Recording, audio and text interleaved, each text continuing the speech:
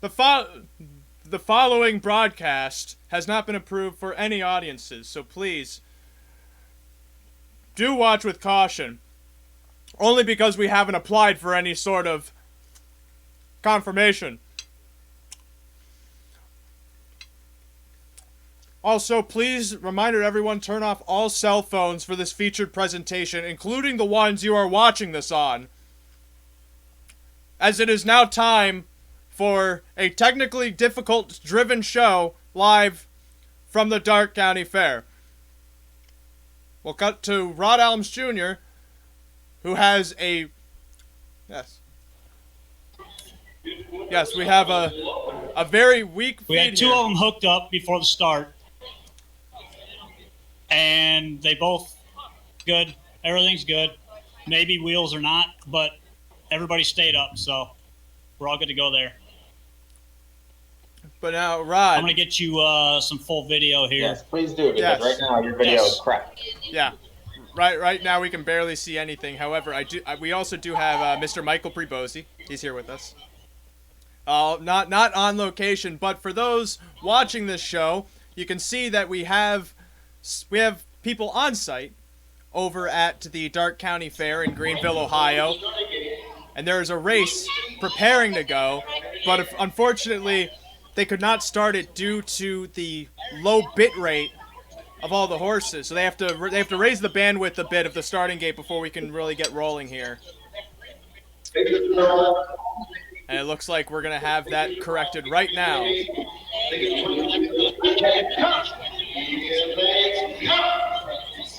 So we'll leave it to Roger and Rod for the first here from the Greenville County Fair.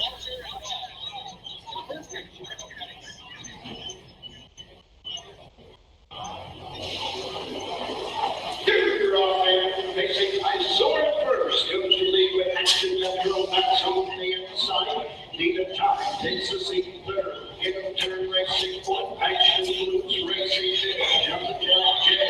Correct the field. Don't get it around.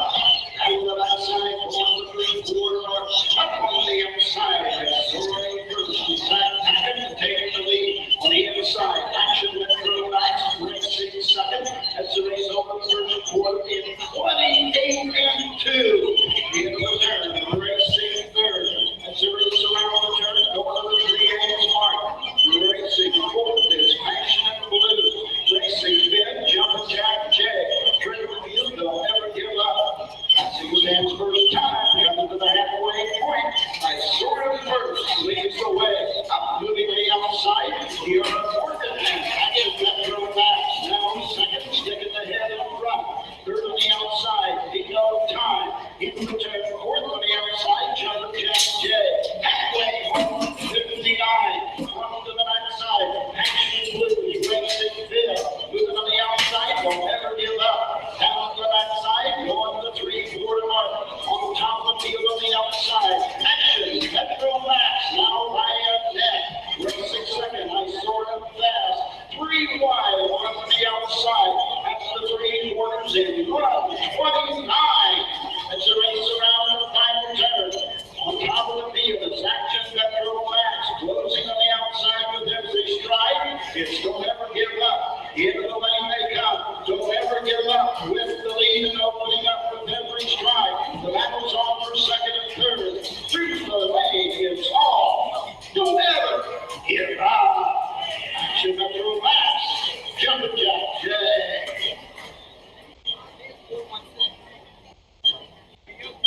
Whoa, Rod, I see that Usher's in front of you.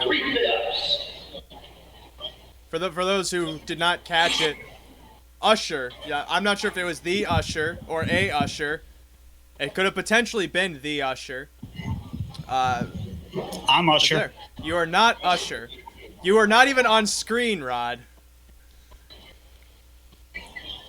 I know. So let's reset the show a little bit since we've got like a interesting story. We're on screen now. How about that? Bang, bang. Oh, okay. Don't ever give up. 158-3 takes the opener here at the Greenville Darke County Fair. It's the great Darke County Fair. Great Darke County Fair. How can I forget that? I've only written it 1,000 times this week. now Rod and Mr. Kenter Penning, whose girth I have not captured on the screen, and I'm fixing right now. Because We put him on the Yes. we put him on the side on purpose. if that's what you call a diet. For those wondering, I don't mean to be crass. I'm currently broadcasting live from a void. We have sent Rod and Mr. Terpenning on site to the Darke County Fair, but unfortunately, because of the logistics of me existing in a timeless space, I have not fully gotten everything set up for this occasion. But we have Rod Allums Jr. and Ken Terpenning. Ken joined us before for one broadcast over Running Aces. And I gotta tell you, so Danny Noble won the first race there with Don't Ever Give Up. New lifetime mark, trained by Jack Daly. Danny Noble drove, and he went pretty easily. If you guys could see that, how well could you see the race? Hooked up early on. We saw the race pretty well. Yeah, that was the video was very good actually. Well, for the next one, we're going to get down to the front row so you guys can see it, and we are right on the finish line. So, we can't get a better spot where we're at. I don't think. If you say so, Rod. If you say so. So, well, let me explain this real quick because a lot of people are unfamiliar with fair racing. So, after each race, the winner gets a blanket, and every blanket's sponsored by a horse blanket, not a comforter. I was gonna say because it's 100 degrees here. I can only imagine it's 1,000 where you are. They get a horse blanket, not a Batman blanket comforter like you have on your bed. Why does everyone think I'm a baby? I'm not a baby. Oh, Spider-Man? No. You are compared to the rest of us. Well, I got to tell you, that horse was even fortunate to start the race because he got hooked up behind the gate in the first attempt. Luckily, they got unhooked and everything was all right. And I think they ran first and third, the two that got hooked up there. I believe so. Good evening, ladies and gentlemen. Welcome to the Darke County Fair. It's going to be loud here. Yes, it will be loud for the whole night. But Holly is in the winner's circle right now with Dan Noble. Holly's going to be up here after race 3-ish coming on our show.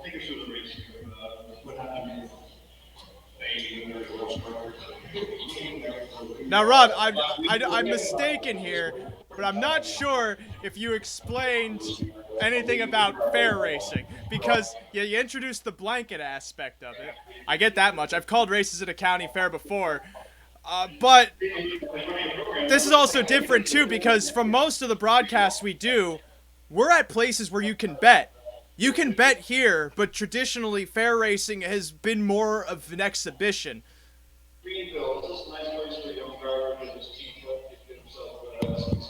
I wouldn't call fair racing exhibition. They race for purse money. So that first race was just a regular overnight race, and the 2 and 3-year-olds pay into fair stakes races. So that is that's a real thing. There are fair stakes, and you'll see some of the fair finals at Little Brown Jug here in about 3 weeks. And this second race is another overnight race going for $1,500. These are basically, for the most part, horses that are just average over at Scioto, Dayton, Miami Valley, Northfield, the Ohio and Indiana circuits, and they're just coming here to make a couple bucks and get a start in. And if you come to a fair, you don't need to have a qualifier in the last 45 days like you do at the big pari mutual meets. So this is more of a fresh start for horses than anything.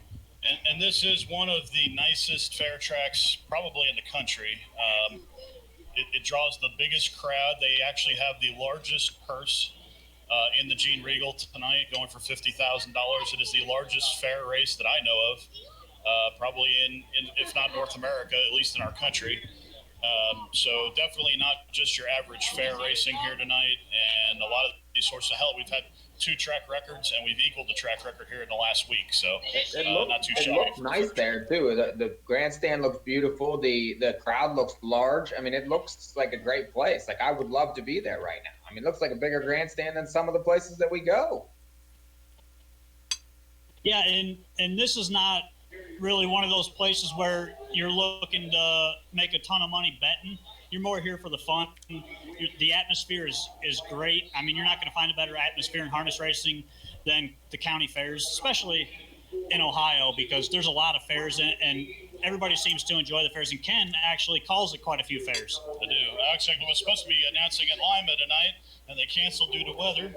So grab your foot off the ground here. Yeah, did you guys get any rain out there? A big rainstorm moved in overnight, and Lima ended up having to cancel and reschedule their fair races for Saturday. They're actually racing tomorrow, but then Saturday's card is actually tonight's card. So, but then how? Okay. Another big difference you'll see from fair racing to racing at the bigger tracks is that at the fairs they run the races a lot quicker. So we've got 11 races tonight, with the Regal Memorial being race number 10.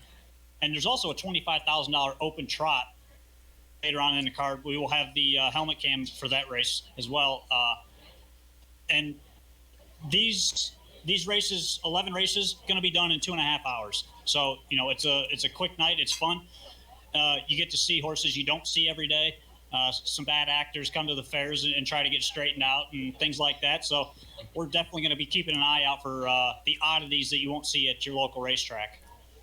Does that include a Ferris wheel?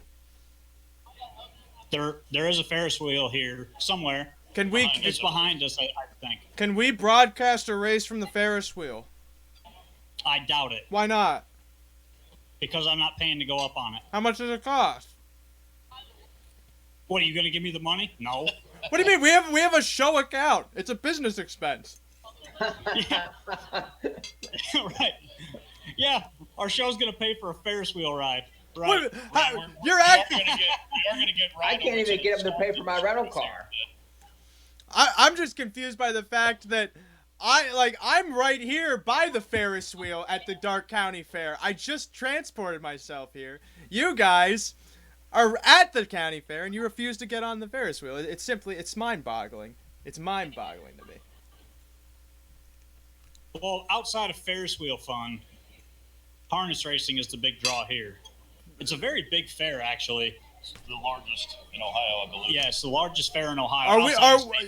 Are we just acting like the Little Brown Jug isn't a fair? Yeah, that doesn't count. The jug is massive. I mean, that's worldwide. Fair. It's a fair, though. It don't count, though. It's still a fair. Because the actual fair part isn't that great. The harness racing is why everybody goes to the jug. So we've got and the cornhole post parade coming up here shortly for race number 2. And race number 2 is a winners of $1,000, but not more than $5,000 in 2019. And here is the post parade from Roger Houston, Hall of Famer Roger Houston, calling races here today.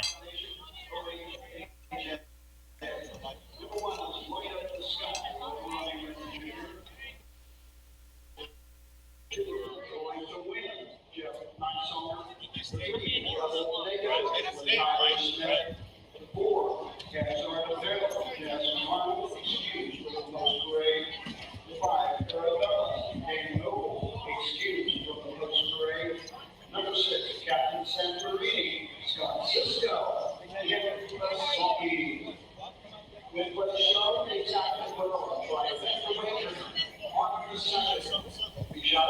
It's like Red Mountain. So I got to tell you, It rained here earlier today. Mm-hmm. It rained basically all day long. And, I don't want that one, do I? I want this one. Give me this camera. Do you want to talk about this race at all? No, talk about the cameras. Talk about the cameras.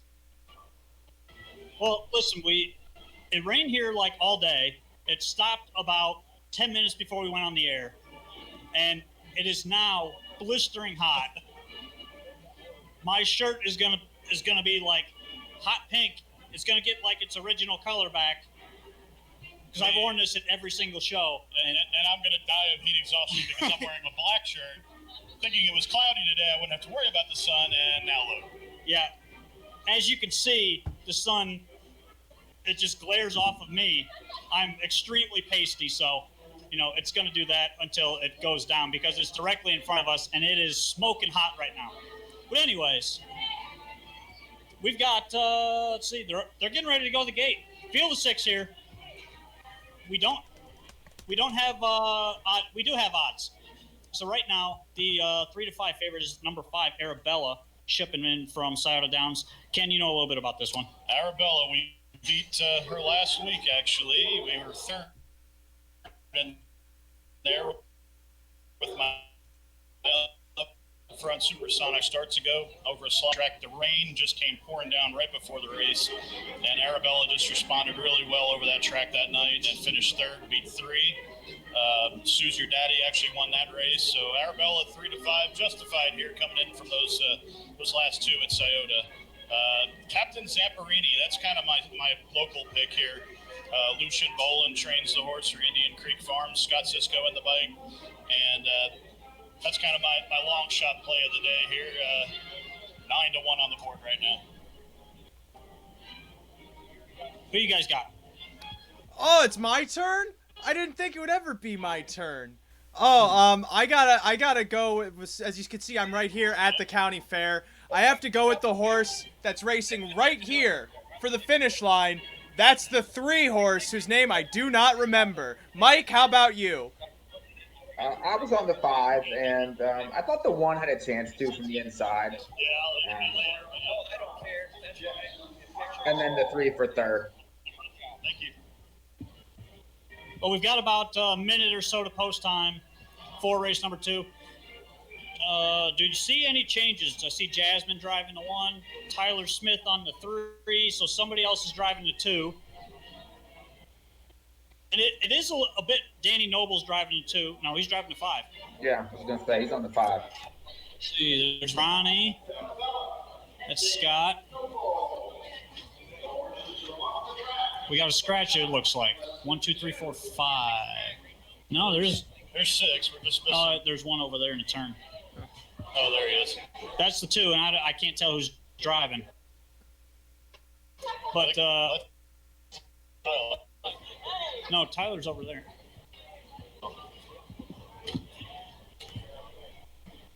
It's very hard to see, Can't see with the sun in my eyes. So.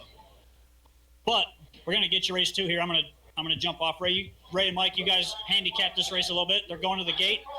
I'm gonna walk up and get you guys some good video here. Even money on Arabella.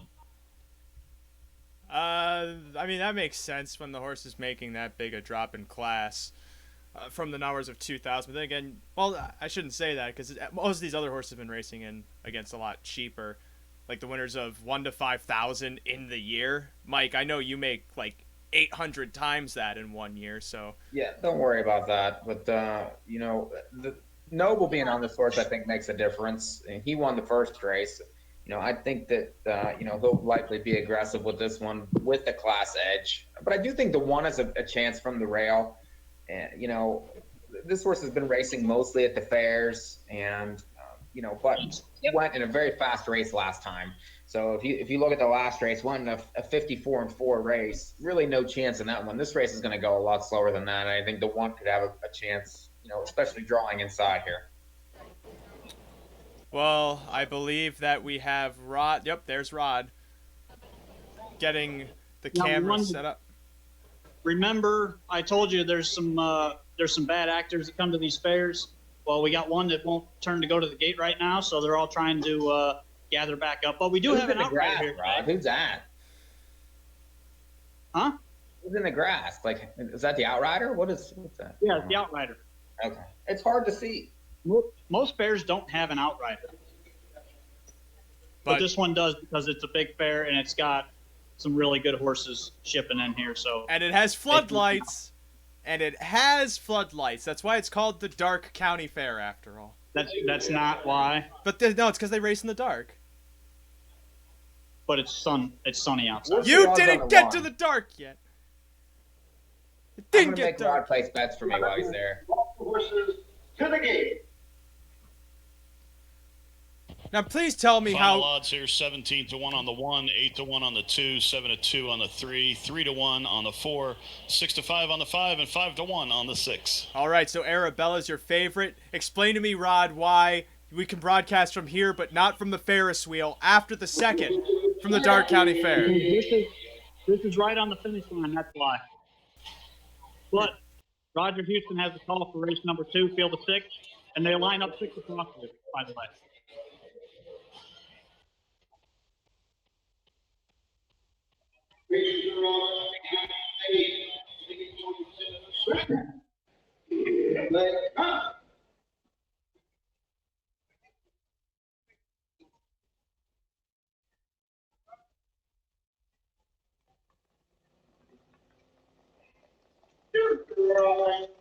Light up the sky, goes to the lead. Cats are the peril, up on the outside second. Going to win, gets away third. Double negative, pacing fourth. Arabella is fifth, and Captain Santorini trails the field. Down the outside, going the first quarter mark. Kings are the peril, and Jackson Arnold up on the outside. Take the lead by like 3/4. Racing second, light up the sky. It's a race by the opening panel. Going to win, racing third. Opening quarter, 28-3. As a race around the turn. Here comes Tyler Smith, the double negative on the move from fourth, now third, now second. After the leader, Hazard Apparel. Passing his stands first time. Hazard Apparel with the lead. Double negative up on the outside second. Light up the sky third. Arabella on the outside fourth. Going to win, very fifth. Six on the outside. Captain Santorini. The half. 58-29-2. We got a new leader. Tyler Smith and double negative. Opening up by 3 quick lengths. Hazard Apparel racing second. Up on the outside, Arabella with a lot of ground to make up. Moving on the outside, Captain Santorini now third at the 3/4 mark. Double negative has the lead by 3. 3/4, 1:26-3. A little more than a minute to go. On top of the field, it's double negative. Arabella on the outside. Captain Santorini goes 3 wide. Coming home, Arabella has the lead. Captain Santorini on the outside. The fight to the wire is Arabella and Dan Noble.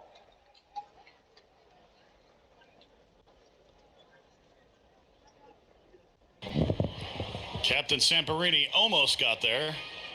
Arabella, the favorite, even money on the board. 155-4. Big mile. Big second half. Huge second half there.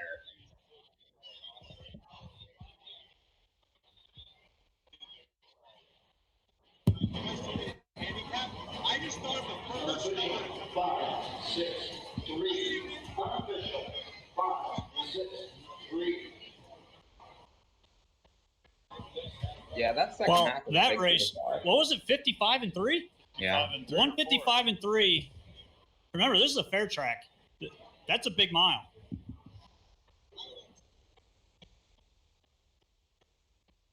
Everybody picked Arabella except you. That's not uncommon if you watch the show.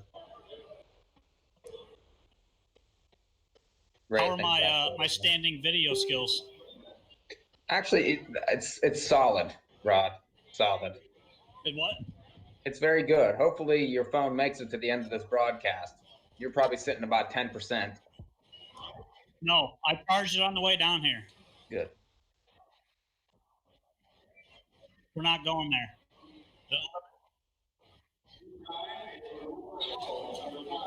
I am 99% sure that that's a track record for aged mares.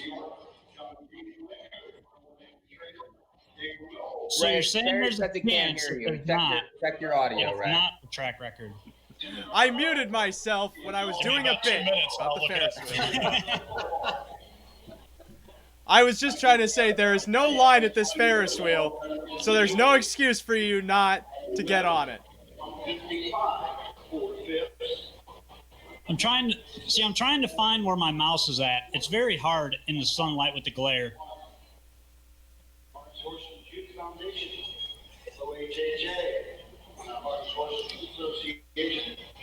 So you can kind of see down to the winner's circle there. Kind of is right. Maybe we'll move that down. We'll move that camera down. You guys go ahead and get us prepped for race number 3. All right, so race number 3 is the Dr. HM Partial Futurity First Division.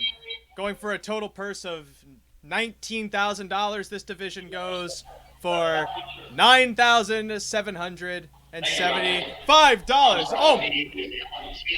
Whoa! They are loud over here. They are. I just got blared by the vocals here at the Darke County Fair, where I am currently at right now, and not inside of the studio. Anyway, Mike, now that we have, now that we can hear each other think for a change, we got a field of 6 going postward here for this 2-year-old race. And right off the bat, I see to the inside the one may be Magic, 7 for 10 in her career. And the outside of her, the only one that seems to rival her is Ubuntu. So is it a 2-horse race? The 6 has been going faster now, but has been inside. The outside post could affect, I think, the placement here, especially since the 1 has so much speed. I think the 4 has a puncher's chance in the race. Has had a decent record, 5 of 6 in the money this year. Kind of can't sit off the pace. If the 1 and 6 hook up, so far the first 2 races have been kind of from the back. I think the 4 is very interesting. I'd be curious what kind of price you get. Okay, Rod, can you do me a favor and just mute yourself? Sure. Oh, was that easy? Apparently. It's like you didn't realize that. Oh, okay, we're so back. Anyway, Ken has an update on the time there. Okay, so that is a track record for aged mares that was originally set back on August 18, 2017. Petite Courageuse had gone at 156 and 3. So 155 and 4. That is a new record for aged mare pacers. By 4/5 of a second. I mean, they shattered it. Bang bang. Bang bang. But anyway, for race number 3 here, 2-year-old pace. I'm sure you said that already. We couldn't hear you because people were talking. This one, I'm going with the speed here. Ubuntu, Danny Noble. But we got the national anthem, so I'm sending it back to you guys. Oh, is it time for the national anthem? Is that what he said? I missed. Oh, it is. Really? Well, it's interesting because it sounds like they started their card 3 races in. Oh. What so proudly we hailed at the twilight's last gleaming, whose broad stripes and bright stars through the perilous fight o'er the ramparts we watch were so gallantly streaming, and the rockets red glare the long trail.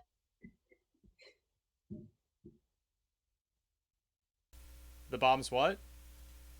They what? What do they do? Oh no. They say that if the anthem cuts out, Did Rod mute himself again? it's Mike. This is not good. I'm not sure how familiar you are with I forget that. I don't even know how to describe it. It's just they say that if the anthem stops halfway through, then the country blows up. Oh, come on. I've never heard that. Then clearly you're not worried like I should be. You should be worried. Someone has to finish it. Well, I'm not. The bombs bursting in air gave proof. I have to finish it! Night that our flag was still I shut it there. off. Oh, It was pretty loud, so I Okay. figured it was loud on your guys' end. I guess I'm just gonna be called a communist and not finish the national anthem. All right, I'm going back into the Ferris wheel. Bye, guys. By the way, I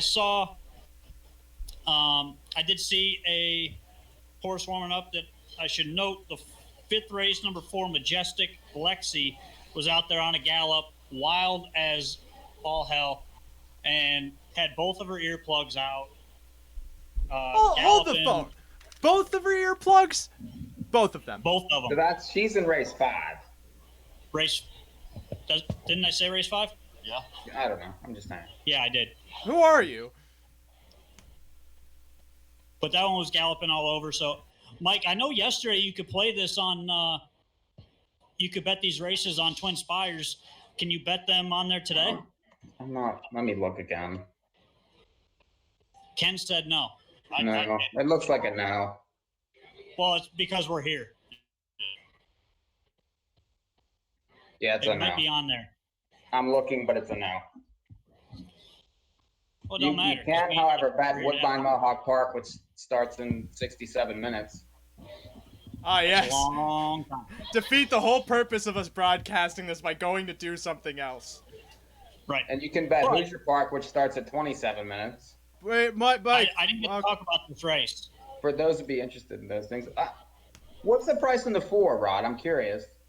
Right got now an we're just American looking at a flag. Oh. Yeah, So we she got to change the did. video board. Woo! But this is an interesting race because this could end up in a speed duel Yeah. between the 1 and the 6, who both won here this past weekend. And Just a quick note: the 2-year-old male pacing track record was set in 2013 by Rediscovery. 1:56.2. Dave Pallone was driving that day, and we could see that record just be obliterated here in this race. The Dr. HM Partial Futurity has produced quite a few very successful Ohio horses, and this field here is just stellar on paper. Now, And another note there, Ray and I were talking before the show. County Fair Racing brings champion horses as they get older, and a lot of people don't know that. Some of these top tier horses going right now started their careers as 2 and 3-year-olds at the fairs, at the county fairs. Most notable, I think, of horses that started at the fairs, world champion Mini Me. Yes. wait, but And I should also note in this race, it is a mixed group, so you do have male and female pacers in here, 2-year-olds. So it is possible we could break the female pacing record for 2-year-olds. That is 1:58.2, and that was set by Naked by 9, and that was just done back in 2015.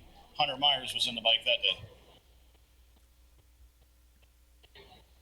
Do you guys see a speed duel here between the 1 and the 6, or do you see something else happening? Do I you think see the the 6 6 is clearing? faster, but the post is a problem, and it all depends on what the 1 decides to do. If the 1 decides to blast from there, and then it could be a speed duel. And like I said, the so far the track has played well to horses from off the pace, and I think that sets it up very well for the 4, who has a driver in Tyler Smith that keeps horses close.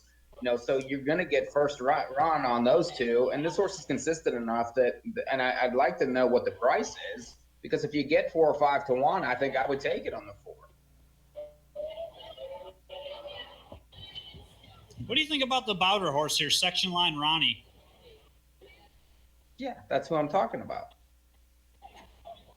That's who you like? Yeah. Oh, we got odds here. So current odds board, the 1 Maybe Magic is 2 to 1. The 6 Ubuntu is even money, and the 4 Section Line Ronnie is 8 to 1. Go get up and bet Good me the price 4, on the horse. Rod. Go bet me Huh? the 4. Fine. Ken, it's your set. We got a post parade. Ken, can you hear me? Can you hear me, Ken? Ken! I don't think they can hear us. Ken! Yeah, I don't think they can hear us at all. Oh man. Because I spent like 10 minutes talking about the 4, and Rod's like, "Do you like the 4?" Yeah, I like the 4. I couldn't even tell 8 you. to 1 is ridiculous. I'd be running to the window at 8 to 1. I couldn't even tell you what I like in this race just because I've been trying to fix the shadows of my set here. Because as you can see, I have some figure following me right here. Ooh, ooh, ooh. You can't see it because you don't have. It's on the show. You can trust me. That's on the show. It's happening on the show. I'm sort of watching the show. You're like a hologram everywhere. Ooh. Ooh. Ooh. Making me disappear. This is the only fun I can have because I'm not on track. I wonder if Rod got up to bet the horse. I don't know. Let me look. Nope, he's on the Ferris wheel. He's trying to get on the Ferris wheel right Is now. that what he's doing? I'm right here at the Ferris wheel. I see he's that way, and there's some green stuff behind me too. This is not the radar. However, there's a cold front coming in from the east down west, and it creates a shadow of its former self. And around the Darke County Fair area, it's going to have some sort of identity crisis where it will determine if it wants to stay a low pressure system or a high pressure system. Either way, it sounds like a high pressure situation. Back to you in the studio. You're the one in the studio.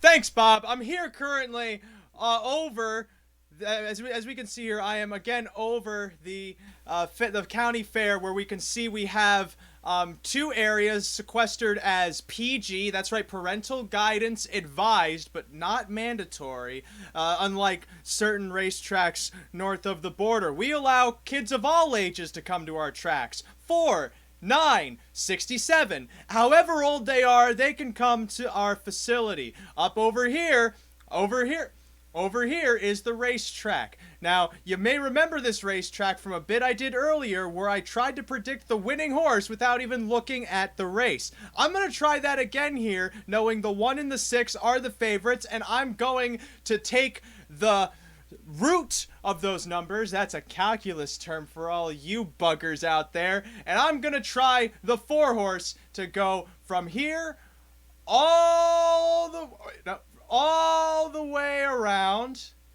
There we go. That's lap 1. They got to go a second lap then. And then they'll cut through the infield because they're so much faster. Hit the line first. And I'll go make the money back. Back to you in the studio, Bob. I just want to let you guys know Ubuntu number 6 just came by and looked absolutely amazing on the track. And this horse here is 6 out of 8 this year, and 8 for 8 in the money. So looking really, really stellar right now. Did Rod go and bet the 4 for me? Is that where he is? Mike and I are on the same page. I like the 4 a little bit. We're going to find out here in about 2.5 minutes. Thanks, Rod. I'm here. Are you eating again?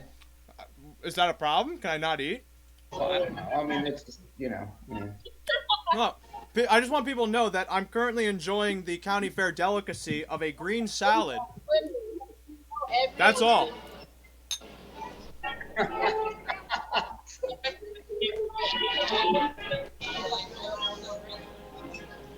Post time, 2 minutes. 2 minutes. Your post time.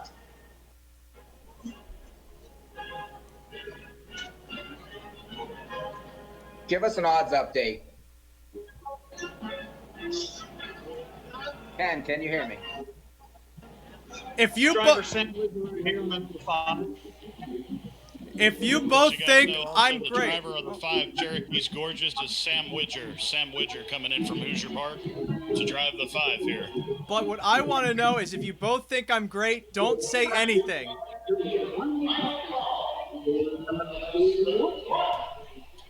We can't hear when the music's playing. Okay. Turning and going to the gate. They are turning. Did you bring your headphones, Rod? I've got some, yes. Okay. You might, like when the music's playing, plug them in so you can hear us. It's kind of hard because the speaker, if you can't tell, is right there. Okay. If you cannot Directly tell, from- I'm wearing headphones right now.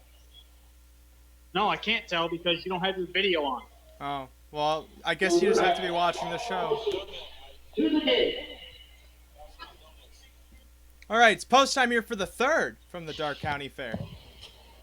Current odds on the board: 2-1 on the 1, 17-1 on the 2, 25-1 on the 3. Oh, just changed. 2-1 on the 1, 13-1 on the 2, 17-1 on the 3, 4-1 on the 4, 13-1 on the 5, and 4-5 favorite Ubuntu Dan Noble. What's the previous fire today?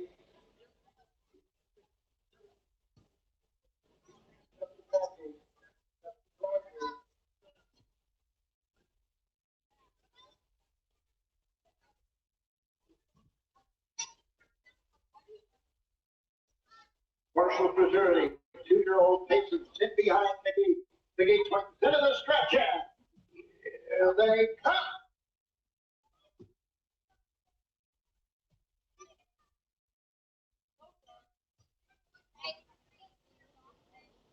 You put 2 comes on the outside. Section line running between horses, getting away after the bylines. It's made big magic. 3 of them across the track. Tyler Smith backs off with section line running. Onto the backside they go. On the backside, BL Gunsmoke racing 4th, racing 5th. It's Crosswind Layla rivet the field. Cherokee's Gorgeous by the opening quarter. 27 and 4 for 2-year-olds. The end of the turn, going to the 3/8 mark. U-2 with the lead, racing second. That's Maybe Magic. As they pass the stand for the first time, coming to the halfway point, racing third. Coming to the half, it's section line running. Out moving on the outside, BL Gunsmoke. First up for Ronnie Red Jr. Now third, now second, and last leader. Following the covers, Crosswind Layla. Out on the outside, Cherokee's Gorgeous. Halfway home, 57-2. Second panel, 29-3. Down on the backside they go. U-2 and Dan Noble trying for 3 in a row. Racing second, Maybe Magic. Third on the outside, BL Gunsmoke. Trapped in now, section line Ronnie is fourth. At the 3/4 in 126 and 1. 28 and 4. Backside. As they race around the final turn, it's U-2 with the lead and opening up by 3. Here comes section line Ronnie and Tyler Smith. Closing on the outside. U-2, section line Ronnie closing in with every stride. Section line Ronnie on the outside. U-2 on the inside.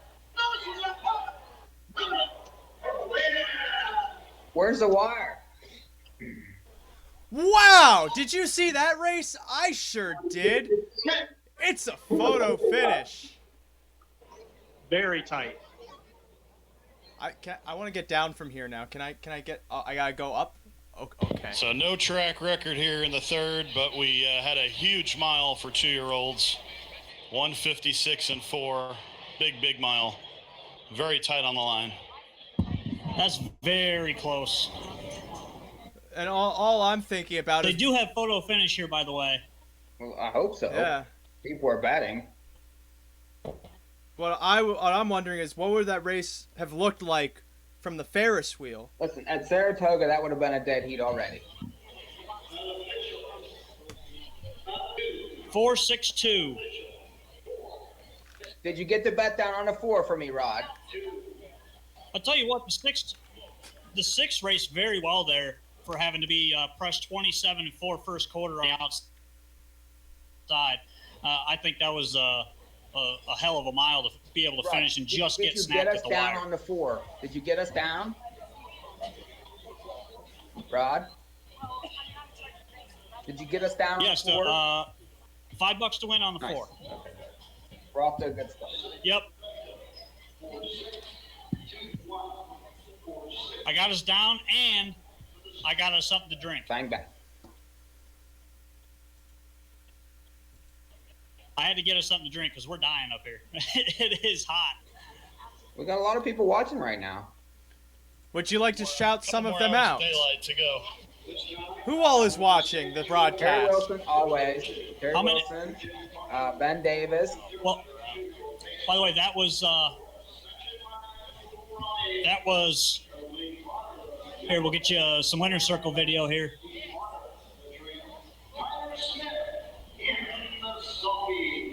See if you can see the winner's circle video.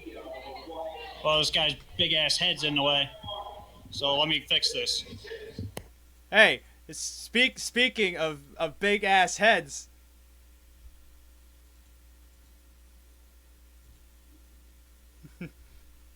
Get it? Okay, Ray. Get it? My head. Oh. Big. Huge. Enormous. Too I think big. it's more hair than head. Oh no. Mike. I am in the black again. Oh, are you? I don't want to know what that means. It means my time here is done.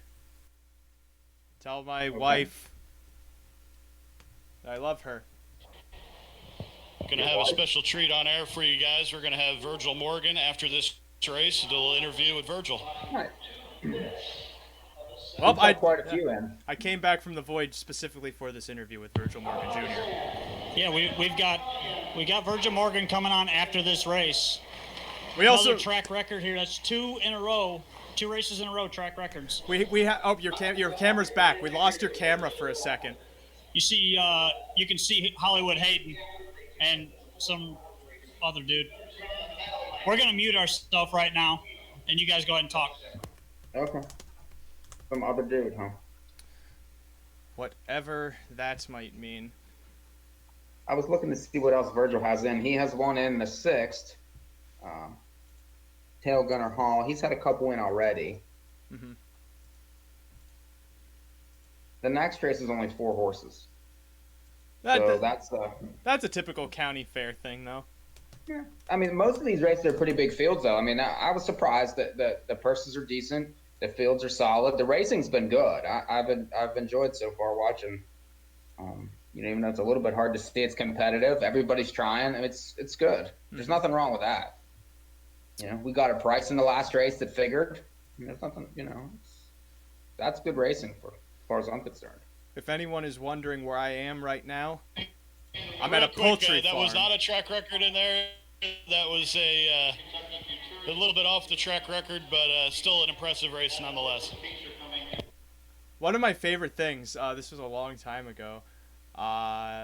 Mike, you might remember this when all of the Ohio tracks first started reopening. Mm-hmm. And like these were the grand opening of these facilities.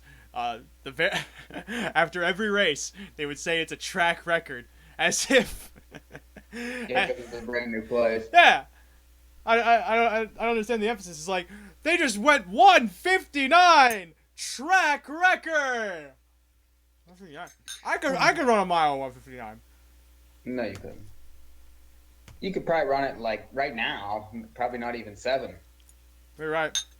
I've fallen so far out of shape. I used to be a circle. Now I'm more like triangular. It's not good. I don't know what that means. So, all right, it's time for me to explain the joke. It's our new segment. So let me just pull up a blackboard here so I can do this for the audience. I'm trying to do this quickly because I know Rod's gonna pop back in at any minute. I downloaded a web page. This is not gonna work, so I'm just gonna try and do it the best I can, right here with the poultry farm as an example. So Mike, I want you to take this chicken as an example of the joke. Okay, this chicken I'm pointing at right here. Okay. Okay, so here's the joke. I'm conveniently located by the joke, near the joke, because it's close to my heart. I'm close to its heart.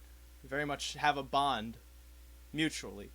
You, on the other hand, are this chicken all the way back here. You're trying to look for the joke, but you can't find it. You know why? Because it looks like all of the other chickens right over here. Why is he yelling? I don't know. He's doing a bit. Let him go. It's all about the noise. Well, And these he are matches scrumptious. I'm gonna go He's eat wearing pink for you, Rod. Yeah. Pink, red, black, tan, and white. All Black matches. socks. Yep. Anyways, race number 4. This is only a field of 4, but I think you can see right now the favorite, obvious favorite here, the 4K Love at 1-2. 4 for 4 this year, 10 for 24 lifetime. I'm going against the 4 here, Jeff Nysonger. Jeff Nysonger, the all-time leading driver here, I believe. He is at the current meet. I can tell you that. He's blowing their doors off. This is his home track, right? It is. So I'm going to go against him, and I'm going to go with the 3, Rose Run Nolan. This horse has been second last 2 starts, third 2 starts prior. But Ken Holiday jumps on tonight, coming back from Scioto. I think this horse has a shot and is going to come from off the pace. So if you see a little bit of early speed duel here between the 1 and the 4, the 3 is going to benefit, and that's where I'm going. Currently 8-5 on the board, but likely will go up. Now, what do you guys make of the fact that the 4 was 12 lengths ahead, and then did they just shut it down last time? It's only won by 4. I mean, you don't really see that very often. I mean, that's a huge, huge lead. And all of a sudden, Well, I mean, the horse win easy, so he was shut down, but at the same time, he didn't finish at all. I mean, he went a fast half. Obviously, they're going to crawl home, but after that, that was just 5 days ago.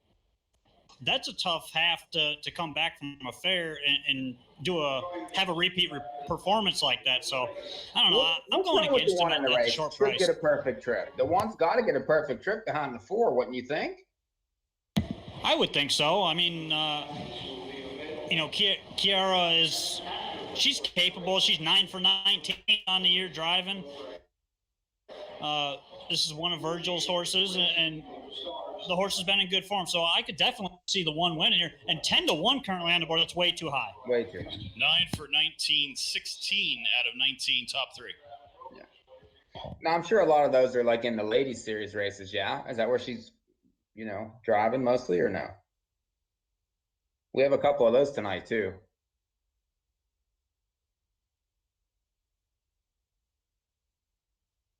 Yes. Yeah.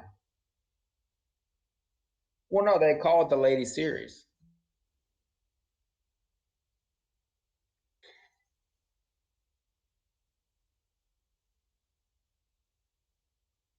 They call it the lady series.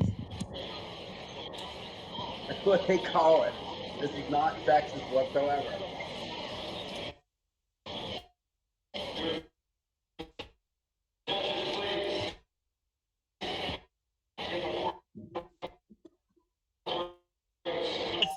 Driver change. Driver change on the 3 to Tyler Smith.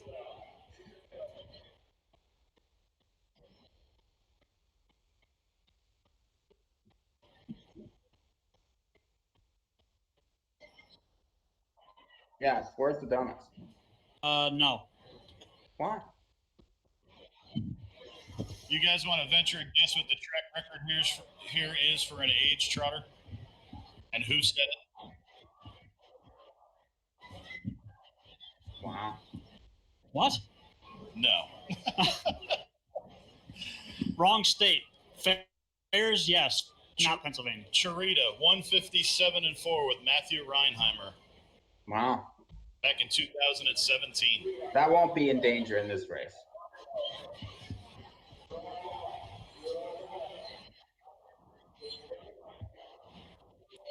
So That could be in danger though there's in the 8th race. 3 of the 4 are out parading right now. And we're only waiting on one more to come out. And then we got a post parade for you. But interesting note here. I don't know if you guys touched on this or not. The 4K Love didn't race at all last year and came back this year 4 for 4. I see a lot of non-winners and wands and maidens there though. Like I don't know about that, Rod. I don't know about this horse. I'm also I prefer the 1 and the 3 personally. I'm confused how this horse won in 2 maiden races. I don't think you're right, but Rod, maybe you can explain this for me. Or not. Thank you for playing. I couldn't hear you. Oh, maybe you can explain this for me. How is the 4K Love raced in a maiden event after winning a maiden event? This is not a maiden. This is non-winners of 5,000 this year. I know. I'm talking about in the past. Look at this horse's lines. 2 starts back, 1 a maiden. Oh yeah. 3 starts back, 1 a maiden. So there was likely another condition added onto that race, like a non-winners of $1,000 this year or something of that nature. You would think they would list that in the program instead of maidens.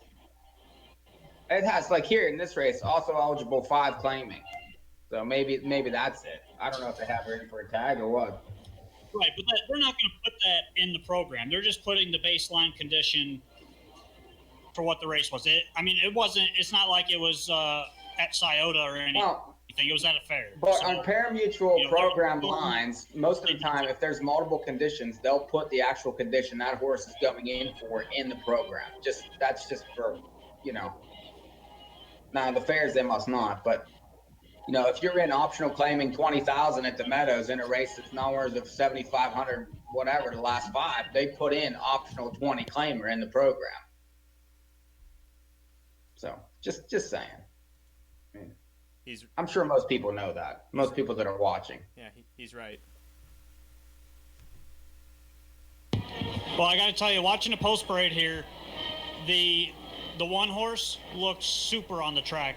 That's Kiara Morgan, Virgil Morgan, Action B, coming 3 out of the last 4 were wins. And you got to love a trotter that leans into the turns on a half-mile track, especially a fair track like this. And Action B had her action going on there, going into the turn on the muscle, looked awesome. Kiara Morgan looking to blow her UDRS up even more here in this race. You mean she's trying to blow up her udders? Oh. What's a UDRS? The driver rating. What does that mean? I don't know. Ask Ken. Ken? Yeah. Well, I was trying to ask him, but I think we lost him. I don't think they can hear well whenever it's loud there, so they just mute those. What are we even doing here? I don't know. Like I could be with my kids right now. You could be with your kids. 1 minute to post, 2-1 on the 2 Sizzling Chips, 8-5 on the 3 Rose Run Nolan, 6-5 on the 4 K-Love. Kiara Morgan getting off at a really nice 7-1. Wait, Ken. Rod's probably at the window. Ken, can you call this race for us? Can you call this race for us, Ken? I could if you can hear me. I can hear you fine. We'll give it a shot. Yay! Gonna be a little hard to talk over Roger in my ear, but Yeah, that'll be hard. Scream! Scream! Scream! Scream!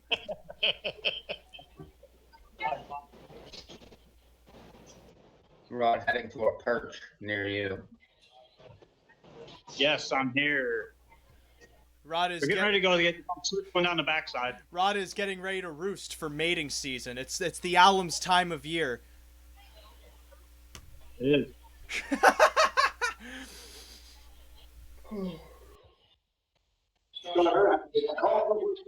Here we go. We got about a minute.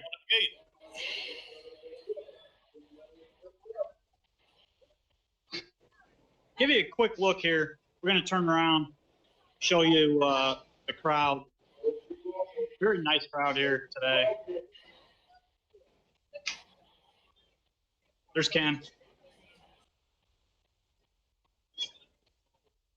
praying these clouds start filling in a little bit here. Need some shade. It is a nice Oh, crowd. here they go. Yeah, very nice. Gate swings around the turn. They approach the start. We need to be able to mute Roger.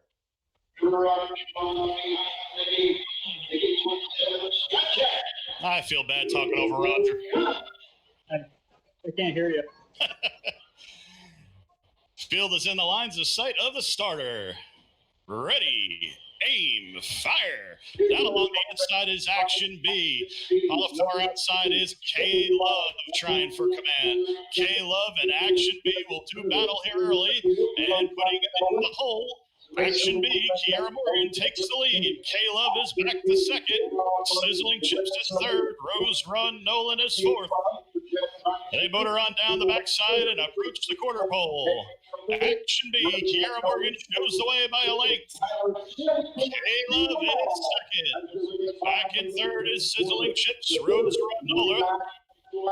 29 flat for the quarter here. And Action B, looking large and in charge on the lead. Got him by a length. K-Love is second. Sizzling Chip third. Rose Run Nolan fourth. They enter the stretch the first time.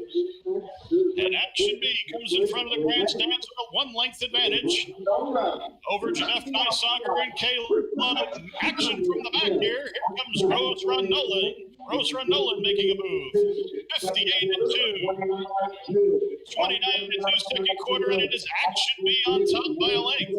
K-Love is second. Sizzling Chips is third. Rose Run Nolan makes off, but is then stalled and back to fourth. Popping out of the pocket. Here comes K-Love. K-Love grabs command. Back in second, Action B. Sizzling Chips is third. They go by the three-quarter pole. K-Love, 1:27.4. K-Love. Action B, second. Sizzling Chips making a move to the outside in third. Rose Run Nolan can see them all as they come to the Boulevard of Broken Dreams. It is K-Love, got him by 3. K-Love. Is coming up, and K-Love gets there. Up for second, Sizzling Chips and Dan Noble. Third, Action B. Fourth is Rose Run Nolan.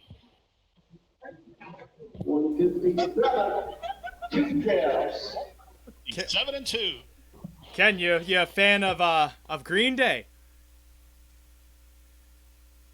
You like the band Green Day? I don't think he can hear you. I guess that's a no.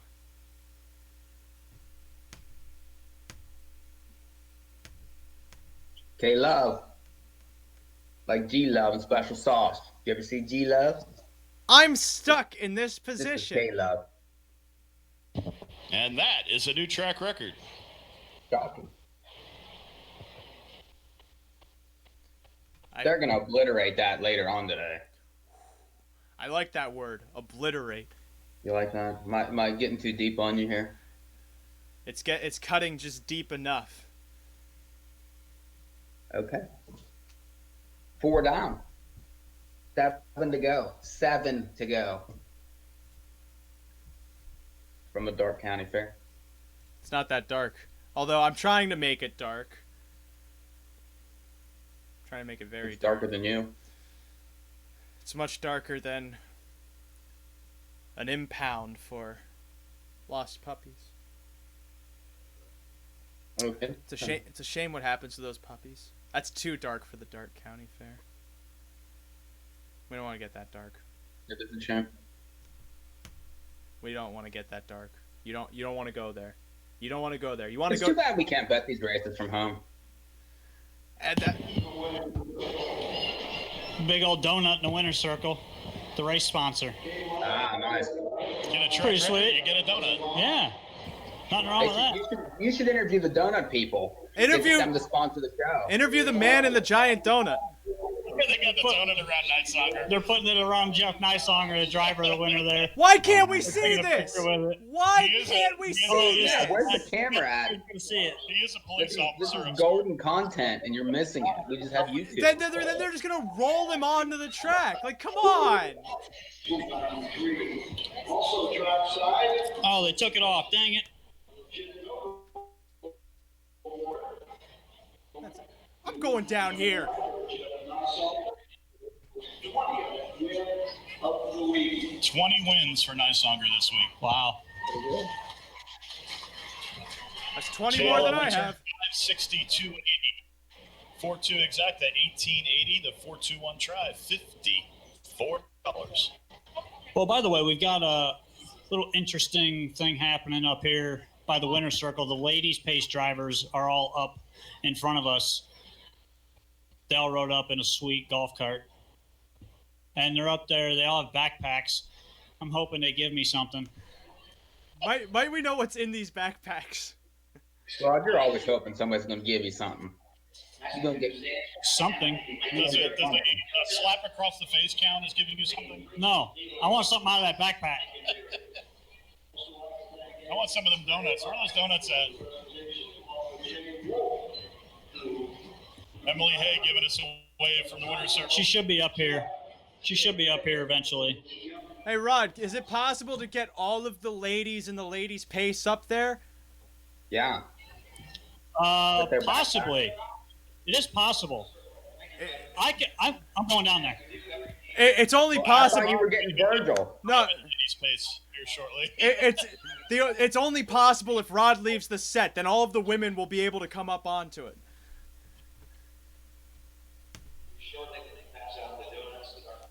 Rod went to get donuts, I think. Well, what they should do is they should toss donuts from the infield to the apron.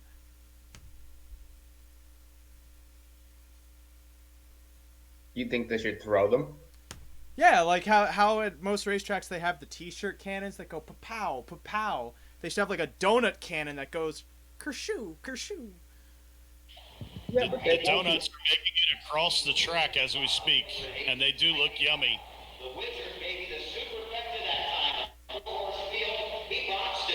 All right.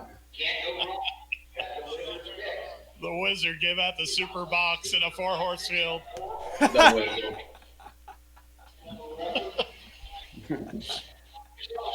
If you see the Wizard, finish him off. Well, no, we need to get him on just so he can prove how much better he is than us. Yeah, I bet Rod wants him on. I bet you the Wizard would not eat a salad on his own show. But here I am. The Wizard probably has a feeding tube. I wish I had a feeding tube. This thing is so much more convenient.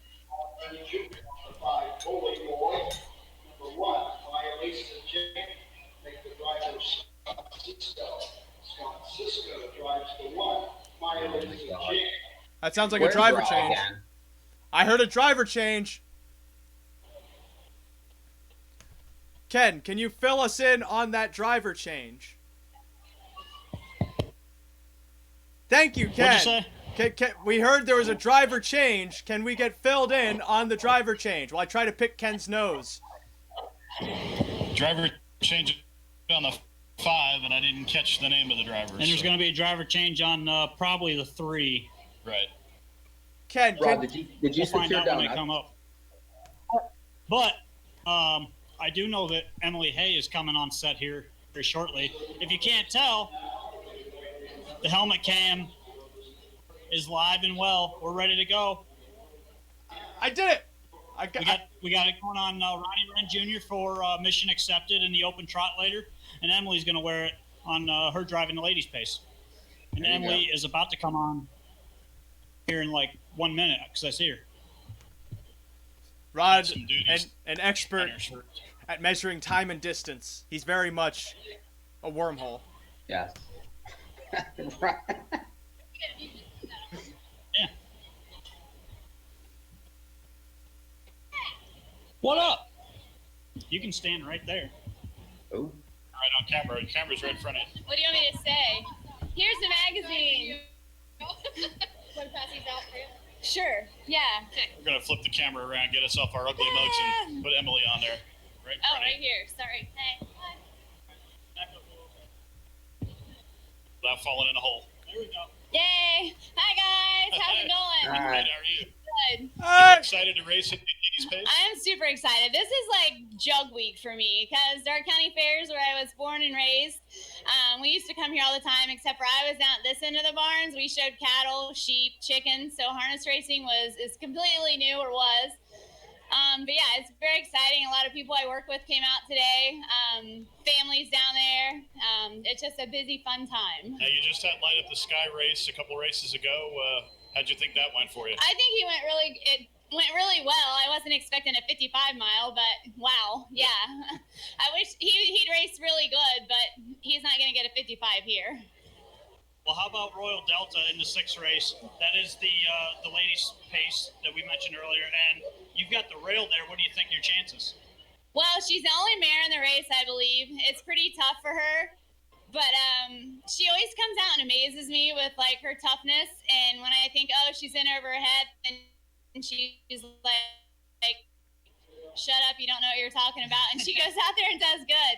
I was asking Sammy Widgeon for a little bit of driving advice, so hopefully we'll see how that works. Are you Did he give you any? Yes, he did. Yes, Did he he say did. just down the highway? No, he did not. But I can't. Come on, Sammy. No, I can't reveal my secret. Usually it's Bo Brown. I always say, hey, what do you think? And he'll give me advice, but Bo's not don't here. listen to Bo. Bo's probably watching right now. But Bo knows. No, Bo don't know. I always give Bo crap. Bo. He's got me 2 wins, so he's doing something right. All right, I guess. But 6th race, this is the ladies' pace. Tell us a little bit about the ladies' pace. It originated here at the Darke County Fair. It used to be like 3 fairs had it. Originally, it was only Darke. And then it went to Darke, Salina, and then Van Wert. And then Jim Beakey said, hey, don't have it just at 3 fairs, have it at all of them. So we had Jim Beakey on our side, and he kind of put his 2 cents worth in, as he says. And I went to a fair managers meeting and asked them if they would have this race, and the fairs did. And here we are, and it's being blown up and good. And now we have a sponsor, Sanina at Springhaven Farm. She sponsored the first 5 entries to every race, and we did that because we thought that would help draw horses, because we were having a problem getting the races filled. But this year there's been no problem, and the races have even split. Well, it's always great that something new pops up in harness racing, and the ladies' pace is definitely something I think needs to be grown. And you guys do a great job. Well, thank you. And I think the fans like when we come up in the stands and hand out the free stuff, the backpacks, just little something to make it personalized. Well, we see you got your son here with you. Yeah, he's part owner of your horse in the Yeah, he race. does. He owns both of them. He's pretty avid about all this stuff. He loves it. He really didn't want to go to school this year because he was going to miss the jug. But I told him that we would take him. You want to say anything, Colton? Say Come over hi, here and Colton. say hi. Hi. Can you Where's whistle for him? He learned how to whistle because the drivers do. Oh, yeah, he's a loud whistler. We heard him. All right, we'll let you go. We know you guys got to get back. Whoa! Do you hear that whistle? That was Colton Whistle, by the way. It sounded like a bugle. Emily, hey, everybody. And now they are out to post parade I can't believe for race number 5. That- 3-year-old Dr. H.M. Partial Futurity. Again, mixed fillies and geldings here in the 5th race. The track record was set the other night for 3-year-old male pacers. Shamalama for Peter Wren went 154-4. And the females, just the other day, just yesterday, in love again, 155-3 with Jeff Nysonger. Do we think we can get a track record here? I think so. Bully Boy is looking tough. Win by 9 3/4 last start over at Scioto. This horse, he's faster than all of these, I think. Has to be a big favorite, yeah. He kind of outclasses them. 3-year-old made $45,000 this year already. And Ronnie Wren Jr. drives him. I like if he can stay flat going into that first turn, because he does show a couple breaks, so he's iffy. 2-5 is a very short price, though. I don't know. He looks 2-5 in the race to me, every bit of it. I also, like, at any county fair, the track record's just going to get broken. County fairs are where they get broken all the time. So from here on out, if anyone asks me if I think the track record's going to get broken, I'm just going to say yes, regardless of who's in the race. Okay, then. I feel compelled to sing along. Did you hear that kid whistle, Mike? That was a really loud whistle. I know, it sounded like a bugle. Yeah, I can't whistle at all. I think that's genetic. Yeah, I can't do it.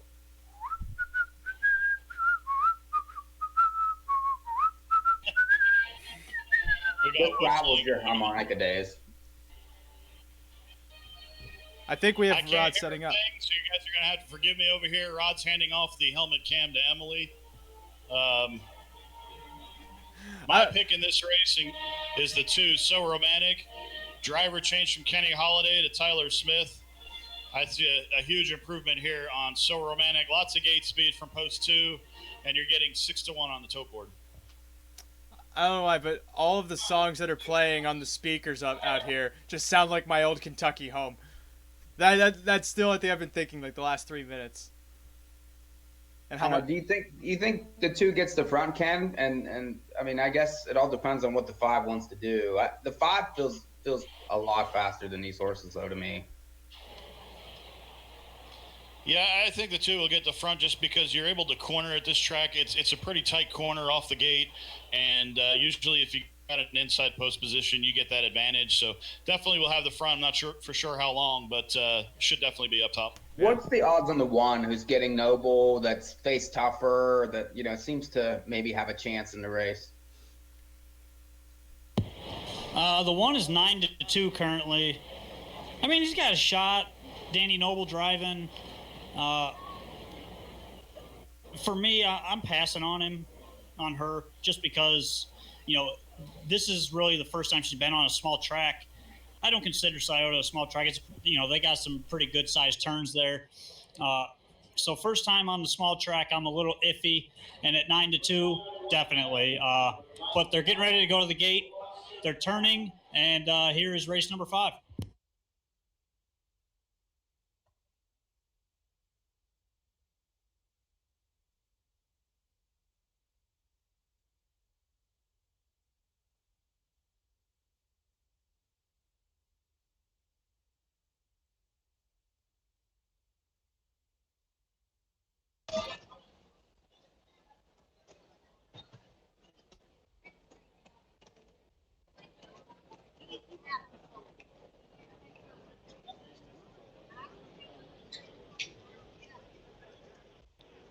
Can you guys hear me? Yes. Where'd Ray go? I'm not sure. Awfully quiet, Ray. So you guys can probably see back there, you got 1 standing still, not really doing much. Now he turned. They're all just making another turn. Here's 1. Can you see that one? Oh, I could see him. Great. He looks like a golf cart. It is hard to see in the distance there. Can you see the outrider? And the horse in the infield? Yes. No.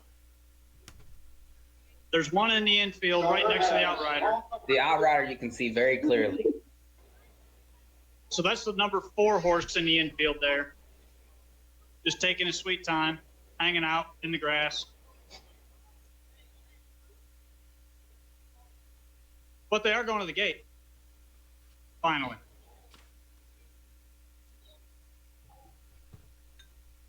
Gate time. Yay.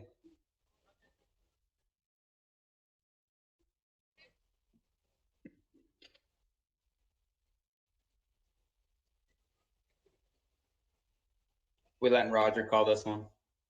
I don't know what's happening. I just queued up 3D Catch Driver. Did you guys hear Ken on the last one? Yes, we did. But Roger was still very loud. They heard you on the last race call. Yeah. Also, go to the starting gate. Louisa Penny calling over Roger Houston. 1-5 on Bully Boy here. Post position 5. And here they come around the turn. Here they come. Marshall, 3-0 block.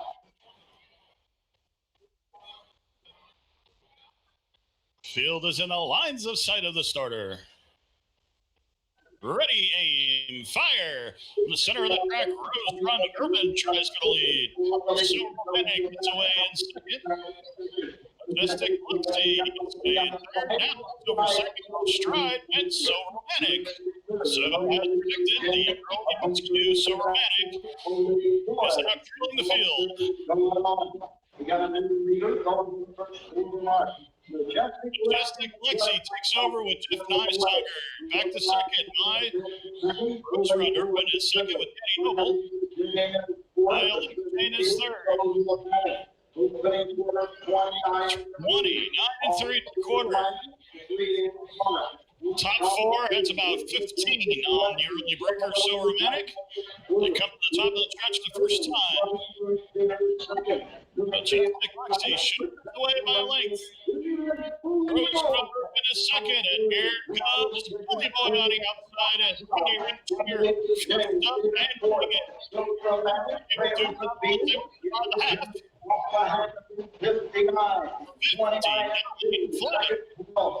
Lexi and Bully Boy do as they go down the stretch. on the outside, Second, third, Urban. And then we get back to Maya Lisa Jane. Way back to Romantic. Majestic Lexi's still got him there. Bully Boy cannot go by, but he's still pushing. Battle in the final piece of a mile. 1 quarter. Opening up now. Bully Boy, Junior, Majestic Lexi, cross stride through the stretch. It's all Bully Boy. The battle's on for second and third. It's Bully Boy by 5. Bully Boy in front. Rose Run Urban was second, while Lisa Jane was third. Getting back on stride before the wire, Majestic Lexi. 1:59 and 2. Bully Boy. Well, since we had two track announcers at the same time going over one another, the only viable solution here is a duel. So, for the next race, we will be arming Kenter Penning and Roger Houston and seeing which one comes out on top.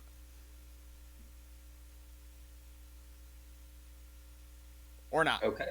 Or we won't do that because we don't have the funding to execute a duel.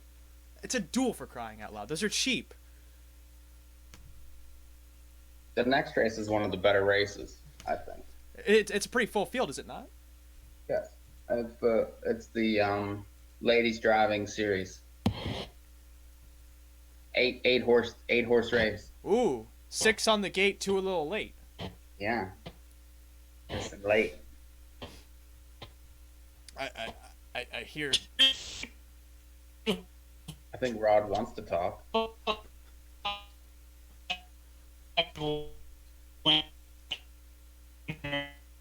There. What? I couldn't have said it better. Ladies. Are cutting out, Rod. I couldn't have said it better. We can't hear you.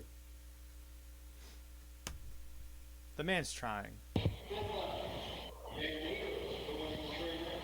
Internet failing.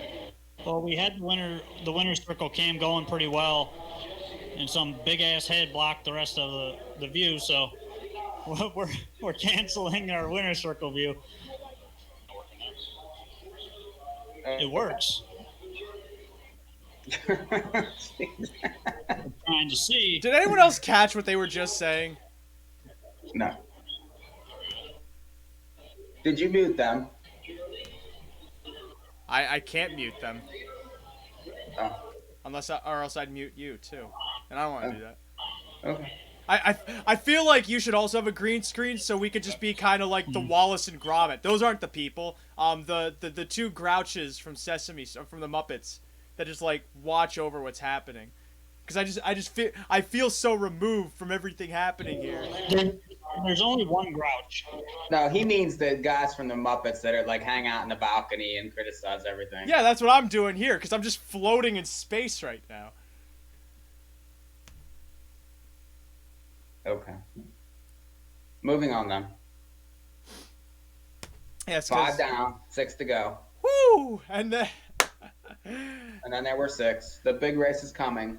And they have to get all 6 I might of have these. to have Rod bet my money that I won on the last race into this one. We'll see. Oh, that would be a classic parlay then.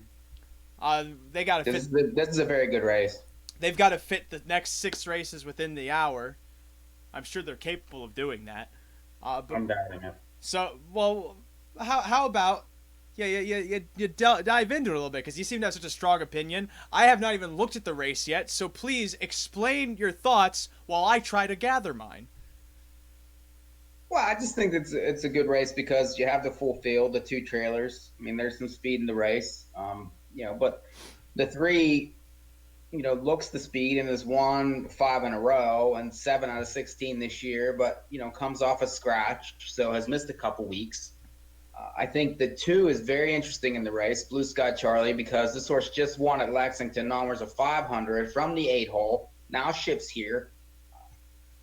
This horse has previous fair lines. I mean, did win back on July the 9th at a fair in a Lady Series race from an inside post. And, I think that this horse probably will be overlooked a little bit in the race and, should end up in a decent early position and be able to pound similar to some of the other winners that have won already tonight. So I'd be very curious what the odds on the 2 are. Anything over 5-1 is worth betting, I think. Do you think that the 7 Tail Gunner Hall is going to take a ton of play? Yeah, I mean, just the connections, but the second tier is a problem, especially behind the 1 who doesn't necessarily like to leave getting away from there. So, unless, they decide to line up behind someone else, I would imagine, though, they're going to be on the rail. This horse has flash speed, but I'd be very, curious where this horse ends up early and could end up trying to move early, and that could be the key to the race, which makes me like the 2 even more. Because to me, it seems like the second tier might have a better shot of at least getting up close, simply because the 1 and the 2 do seem to show speed, at least from those inside spots. Royal Delta went to the lead a couple starts back in a Lady Series race, and then you were just mentioning Blue Sky Charlie showed speed in that one Lady Series race, as well as last out over at Lexington. But of course, that's a mile track. This is a half-mile track. That's 2 different games of speed. Yeah, I agree. But, the key to the 2, I think, is this horse – won from the 8 hole at Lexington. Not an easy thing to do. Has some class and has some experience at the fairs in these races and has succeeded. So, usually kicks home every time, should end up in a decent position, and I think looms large depending on the price. How do you assess a horse then like the 6, JL Don't Waste My Time, who's raced mostly from off of the pace but still collected checks in most of those races, including over on the fair tracks? Do you think maybe more of an exotic type, or yeah? Okay. I mean, the way the track is played, I think this horse is very interesting, and this horse won for numbers of 1,000 last 4 at Lexington last time. Always kicks home. I mean, kicked 27 and 1-3 back, 28 last time to win. It's always taken money, lightly race type, and like you said, has some fair lines, but most of those fair lines show that kick coming up short. Now, the track has played kindly to horses from off the pace so far, but the horse has a six hole in an 8 horse race with 2 trailers. That's extremely difficult for a horse that doesn't have any speed. It's likely going to have to pass them all or be parked them out. Either one doesn't really, bode well, especially, at a price that I'm probably not going to be all that interested in. And it's kind of unfortunate that this race seems kind of one-dimensional in that you have to stick to whatever horses are closest to the pylons to begin with. But that's also just because that's the nature of half-mile racing. Yeah, and, big field. Mm-hmm. And you have drivers that aren't necessarily used to driving constantly either. So that's another thing. I think we have the boys back. Well, this is this is a pretty tough race, in my opinion. You got a lot of different types of class of horses in here. You got claimers, you got non-winners, you got conditioned horses. So it's a very tough race to try to handicap. But for me, I like the 6 JL Don't Waste My Time a little bit. Some decent miles down in Lexington. Was flying late last time down there, and I think the form is good enough that you got to use this horse. Rod, and does right the there, post bother you, though? Does the post bother you on the horse? Racing at the fairs part, going down the Lexington horse, and this horse obviously fits here. 7 wins this year. I think you have to throw on the ticket. And for third, I'm going to go with the 5 More Than Flash, Amy Wengard. She's been right there the last 5 starts, racing against basically everything that's in the ladies series. Amy likes it.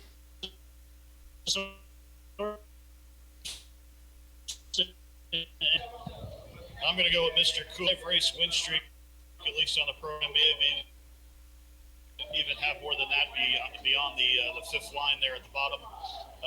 Jasmine Arnold, red hot on the ladies' pace circuit.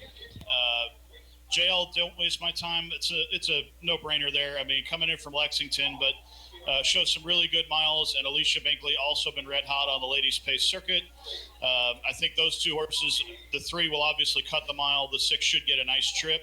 And the 8 off the second tier here with Elizabeth Murphy, Royal Cam Hall. That horse loves to have a trip. And I think that one there could get up for the minor spoil. So I'm going to go with 3, 6, and 8. Ice cold trifecta. What do you think about the second tier? And she's starting behind the 2 because they go 6 across here. And I think that could be a little fishy, especially for an inexperienced driver like Elizabeth. It won't hurt her because Mandy Jones is driving the 2. The horse has gate speed, so the 2 will leave out of there. That's going to help Elizabeth get a better position. And Mandy Jones, she could be driving with the boys right now. That's how good she is. I mean, a lot of these ladies are Jasmine and Elizabeth and Alicia. I think all 4 of them, and Emily too. I mean, they could all drive against the boys right here. So I don't think that the second tier is going to really hurt them all that much. I kind of agree with you, but this is a horse that has gate speed and shows gate speed in most starts. First time Elizabeth's driving this horse, so it could be a little tricky for her. That's the only reason I didn't use, because this horse is in the second tier, and it could get a little hairy going in that first turn. So, it's going to get tight, and she's either going to have to be first over or stuck on the rail, I think, and that's just a bad spot in my opinion, and that's why I didn't use. So I think if you're playing a trifecta here, even a superfecta, you got to hit a bunch of horses for 3rd and 4th because it is a very competitive field.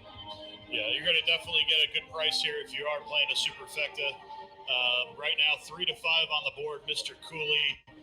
We're getting 5 to 1 on Royal Cam Hall, second choice on the board right now. Co-third choice is the 1 and the 7, Royal Delta and Tail Gunner Hall. So I think you get a lot of value on the board if you can get past Mr. Cooley. All right, so if you're playing this race, Mike, what kind of bet are you making to try to maximize your value here? So what's the odds on the 2 right now? The 2 is 6 to 1. Yeah, I would probably be betting the 2, to win for sure, and then keying up and down in exactas, trying to get this horse in the ticket. The 3 is a little suspect to me, especially off the missed week. I would expect this horse is going to be close, but I think that they're going to come at her the entire race, and it's going to set it up for other ones. My problem with the 6, so I think is probably the next best horse, is the post. And, having to overcome that outside post with the 2 trailers, I think is going to be extremely difficult. So I would think that the 6 can get 2nd or 3rd in the race, and probably would play some tries like maybe like a 2-all-6, 2-6 all type of play. But definitely be betting the 2 on top. Now, what if you think they're going to run it Mr. Cooley the whole way, wouldn't that set it up for a horse like the 6 and the 8? Yeah, the 8 I'm not really interested in at all, and the 6 my problem with the 6 is the horse has absolutely no early speed. So is this horse going to be parked the mile or have to pass them all? I mean, I don't, either one of those scenarios doesn't really add up to a win for me. I mean, what kind of trip do you think this horse ends up with?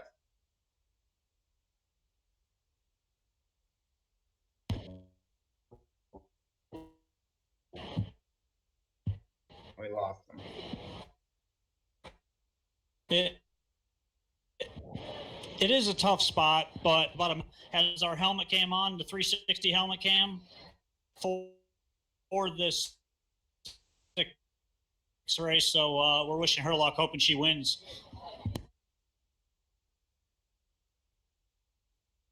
Ray, are you there?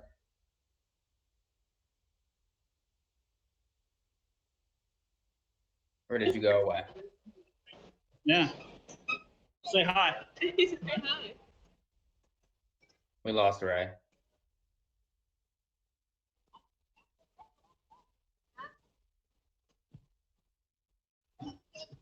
But we have Rod. Yes, you have me. Ray has vanished. Thank God.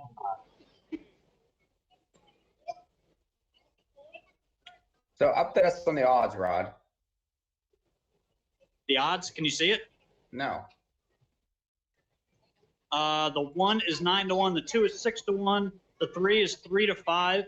The 4 at 50 to 1. The 5 at 15 to 1. The 6 at 13 to 1. The 7 at 7 to 1. And the 8 at 6 to 1. Okay. So the second two. I don't know start what they're taking waiting some on money. back there.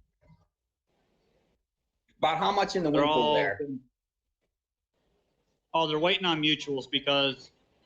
So what they do at the fairs is a lot like drag at the racetracks. You'll see 0 minutes to post, and then no drag. So what they do at the fairs is a bit different. So if there is a bunch of people in line trying to get bets in, they'll add 1 minute until that line dwindles down enough to where they think they can get everybody in, because they just want to get everybody's $2 bets in just because. It's not a revenue thing. It's more of a just getting the action Right. in. Everybody has a little their shot. Is there now? Yeah. Answer me this, Rod. Is there a lot of tote machines there and a lot of opportunity to make bets? I mean, do they make it accessible, or are you looking at like 3 tellers for the whole There's joint? Hold on. We've got about another minute here, so I'll take you guys downstairs real quick and show you what's going on downstairs. If you can see, Oh, there's quite a few tellers there. there's about a dozen or so tellers. Okay.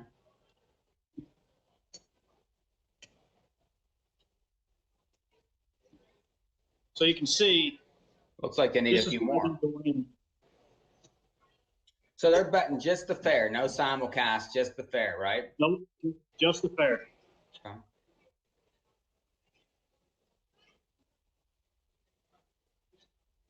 So the line is getting down pretty good now. And you can see the mutuals right here. This is the win play show pools and Quinillas.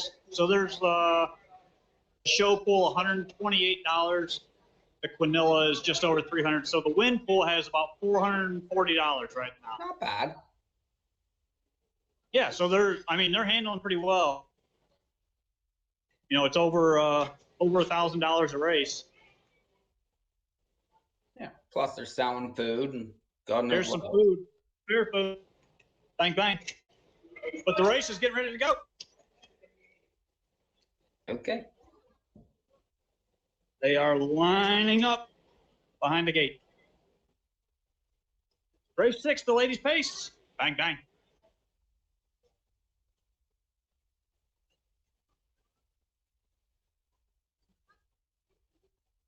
Watch Emily Hay on the rail, who was on our show a little bit ago. She's got the helmet cam on. Horses are already behind the gate. The gate's running straight chance. Here they come.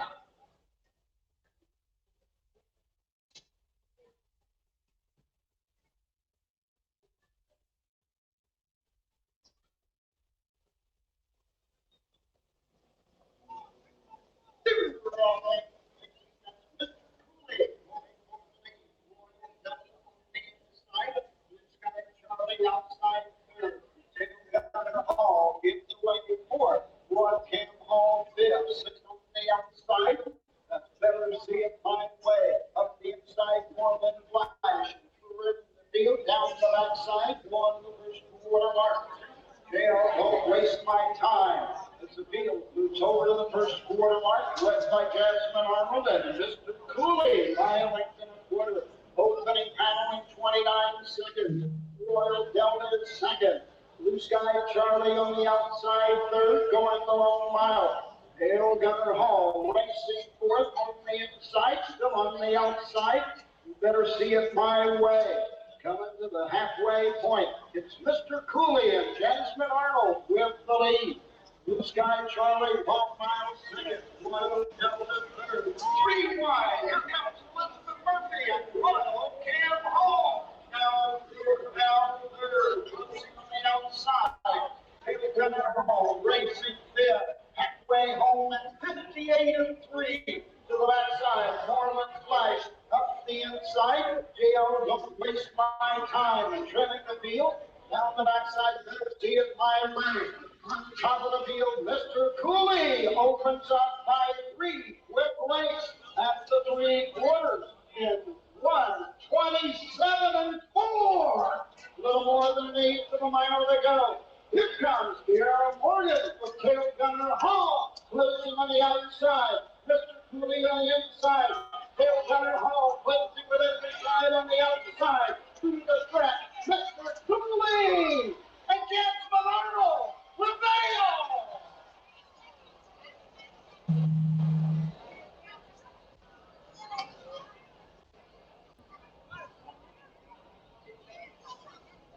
One 56. 110.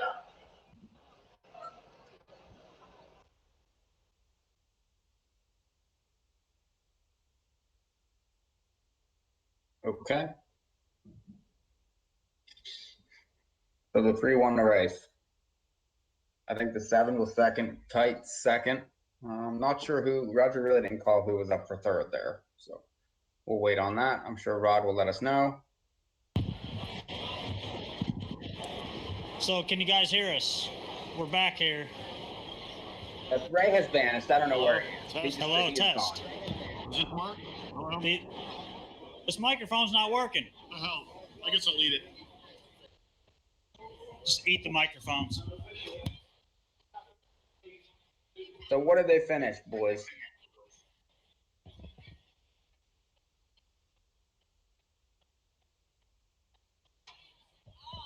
Hello?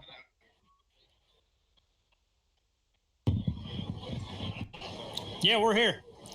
Okay. Well, where has Ray gone? I want to know. I guess I'll call him, find out.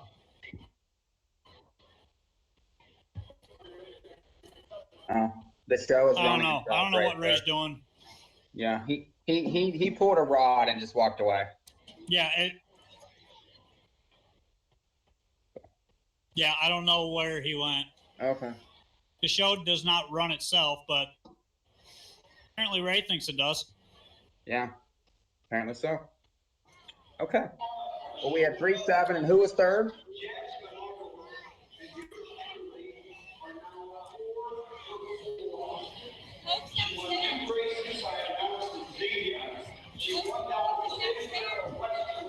I'm just listening to Roger, apparently.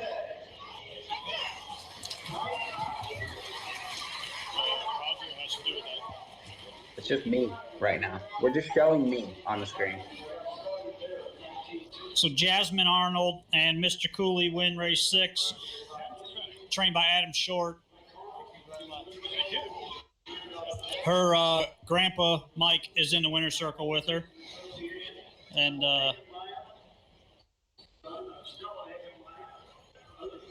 this is a nice, classy horse, Mr. Cooley. He's been around for a long time, and he's been around the Midwest for a long time. He has. He's made 660,000. I stole Ken's program. Still my program. I'm blind. Yeah, Mr. Cooley, 662,360 in earnings. Win number 60 of his career. And Jasmine Arnold wins her 13th winning drive this year. And that's only out of 33. Need to get her somewhere driving every day.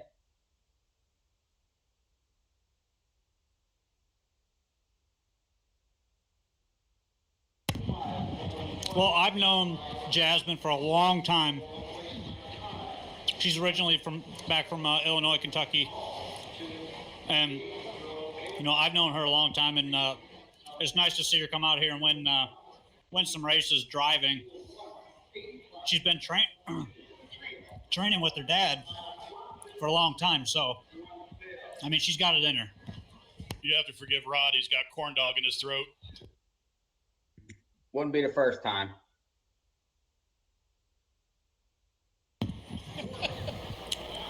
I'm coughing your way next time.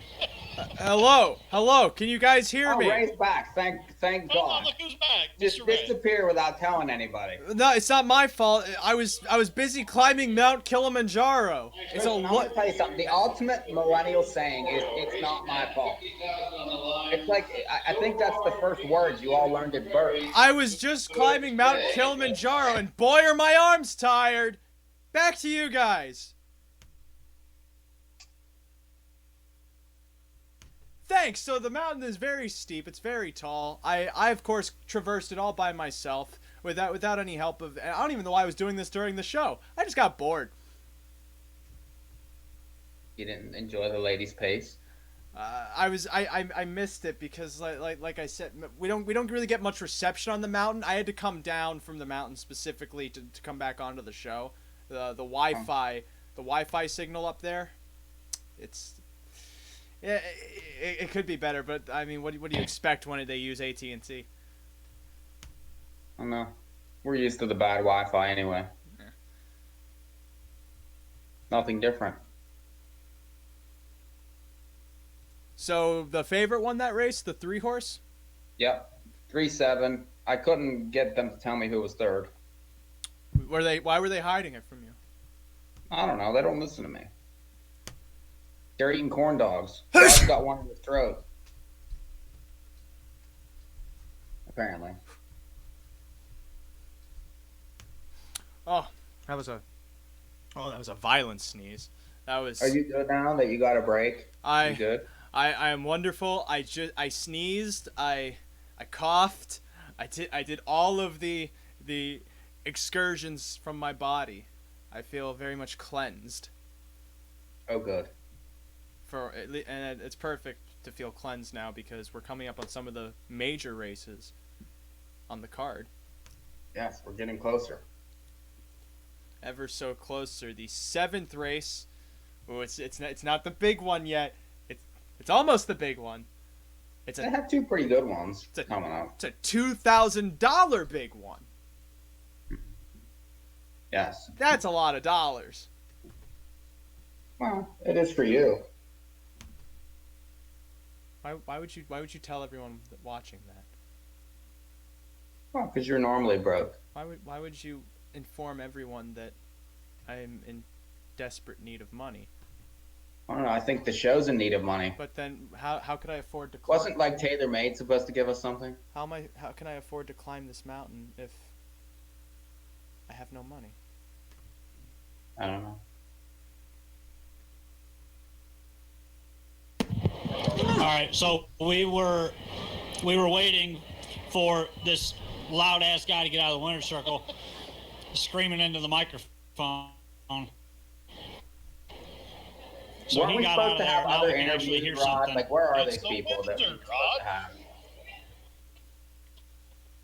Where's Virgil? Where's Hollywood? I don't care. Rod. Where are these people you promised the other people? What? Where's your interviews that you promised these people? Where are they? Who did I promise? Oh, Virgil. I don't know where Virgil went. He disappeared on us. Virgil style. Virgil does that. So if anyone has seen Virgil Morgan Jr., there is a $5 reward. Yeah. Five. Not to be paid by me, so you're going to have to email Ray. I'll give you his email if you find him so he can forward you the money. Now, Rod, why would you tell people that? Why would you tell people I have money after Mike said I didn't have money? What are they supposed to believe? My story's a lot more believable. What are they... Maybe I'll just go away for a while.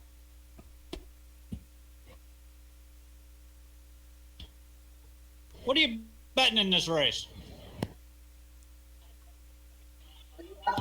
Oh, if you so ask me. What are you betting in this race, Ray? If you so ask me, in the Marvin Go Down Memorial, free-for-all pace, $2,000 purse.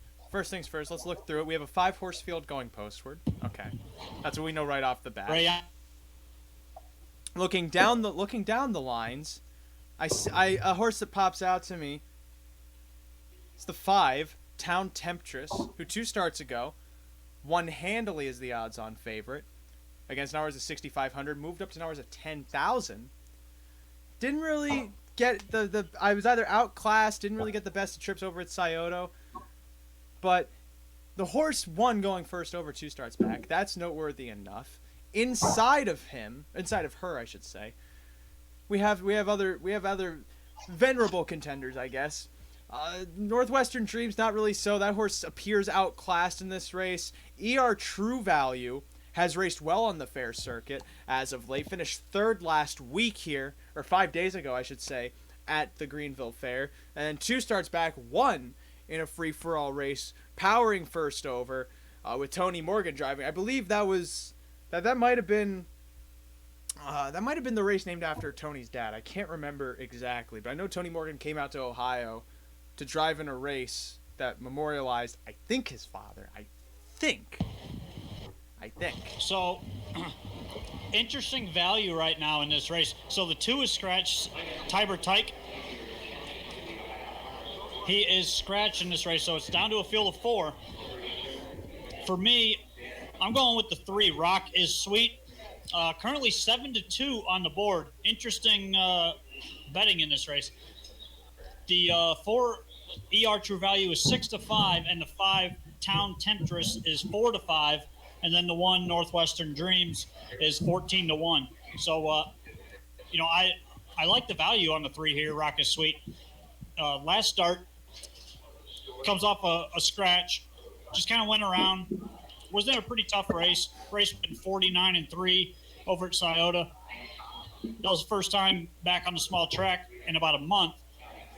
And, Luke Hanners brings this one in, I think, in decent enough form to beat this group.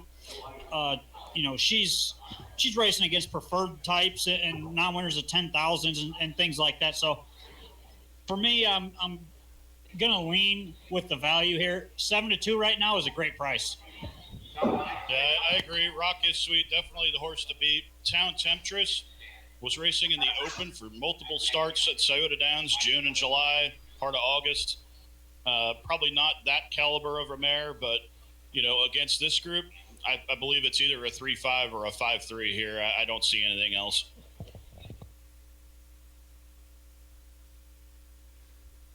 Thanks, guys, for that input. We'll come back to you when the race is coming up. Meantime, we have Mike. Can you hear us? Yeah. Yes. Oh, yes, we can hear you. Okay. That was excellent. Excellent analysis, boys. Well, coming out to post parade. Up, and I guess so much for that post parade. No more post parade. Unfortunately. Want this cheesy? Ooh, No. cheesy. Nah. My cheesy. No, put it in my mouth.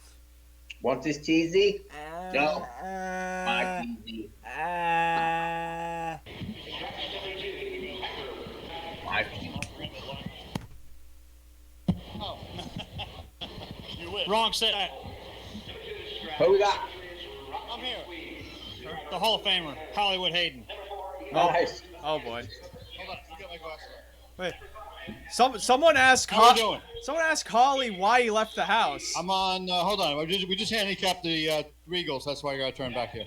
We're not talking about that 10th race yet. We're in the 7th race, the Marvin Go Down Memorial. Okay. So what do you tell me? What do you know? My. Oh, this is a great time for the Wi-Fi to cut out. Perfect time. It's kind of cool. I asked her before how many graduates. It's probably 6 or 7 here just today. It's pretty cool, for a program that's scattered throughout all Northeast and North America, really. That is awesome, man. Who do you like in this race here, Hollywood? Well, after careful consideration, because I was looking at the big races, probably with a little more gusto, but I'm going to try to get Tyler Smith another one here. Yes, go with on. The mare on the outside here. We are already seen the mare beating the boys on the card. So, and this is not one of the Bowder homebreds. I like what I'm seeing from Tyler Smith. I remember a couple years ago he tried at the Meadowlands for a bit, bounced around a little bit at Hoosier, now Scioto, and a few different tracks. The guy is 26 years old. I believe there were 10 drivers on this card today or under 30. Yeah. Now, if that Great isn't a fact. good sign, Great you know, when fact. you have those kind of guys driving competitively on a cart like this in a sport that's grabbing and pleading for youth, nothing is. I think Tyler Smith is leading the way pretty good there. Yeah, and we actually could see a very youthful exacta here with Luke Hanners on the 3 Rocket Suite, being 18 years old, provisional driver here in Ohio, son of Brad Hanners. And, you know, I got the pleasure to call up at the Mansfield Fair this year. And I believe I called the oldest exacta on the card, which was Don McCurry and Don Irvine Jr. Were the drivers there. So this is a race card where we've already had a race where the horse was 7 years older than the owner. We had a 13-year-old with 6-year-old Colton Hay as one of the part owners. So I think there was 64 horses on the card, and 21 of them were either provisional or qualifying driver. So that's also another good thing. I mean, this is a place, the fair circuit's a great place to cut your teeth. Certainly Greenville, the same place where Three Diamonds and Abercrombie and Life Sign and Arts Place and Western Hanover stepped in the track in the early days. Certainly you want to be able to do it in a place like this. I mean, I'm looking at where Gene Regal used to stable. I mean, that's serious good stuff. So Luke Hanners, you know, like I say, you get a little bit of a foothold here. This might be a place to start. Brad Hanners was one of those guys who I knew he was uber talented. He had other issues, but he was an uber talented guy. And real quickly, Hollywood, we talked earlier about fair racing, and I believe it was Ray that made the comment about it being more like exhibition-style racing. Yeah. Tell us what your thoughts are on fair racing.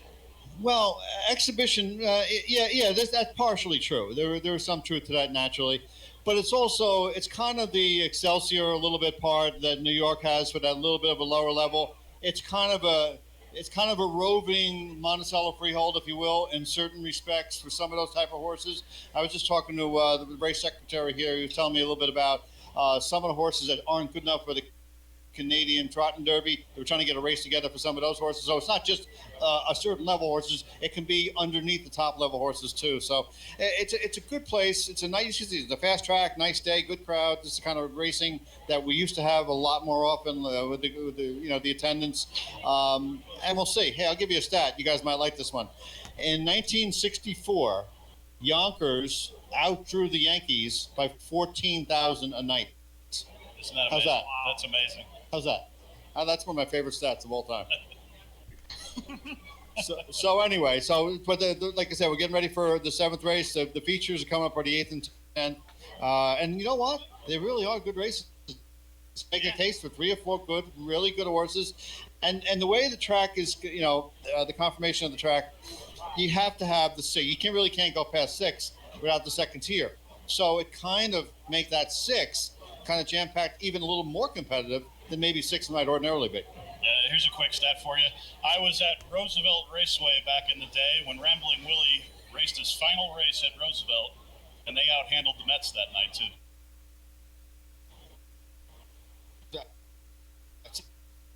That's the kind of stuff we like. Actually, the Meadowlands had a birthday cake, and I think he finished second. So, but I remember that was back in '83, Yes. and on the fair circuit. Sometimes they get their start on the fair circuit when they're 2-3 years old. No one knows who they are, and all of a sudden, there's 5-year-olds that stars. Exactly. Well, they're going to the gate here for race 7, the Marvin Go Down Memorial. We'll turn it over to who's on the bike here.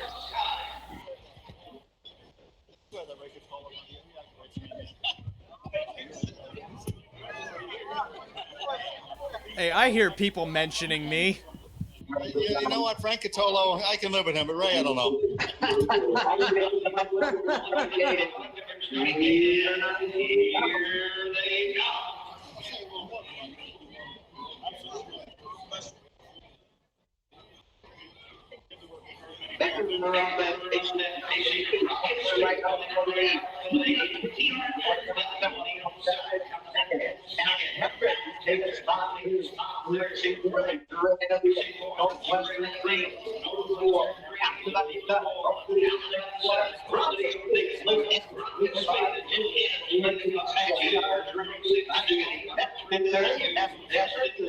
Western through the straight up blue straight out the dog. Easily highlights off the lane. The forward into the turn of the 3-8. Look here, rocket sweep. And down the corner, even 28. Right in the turn.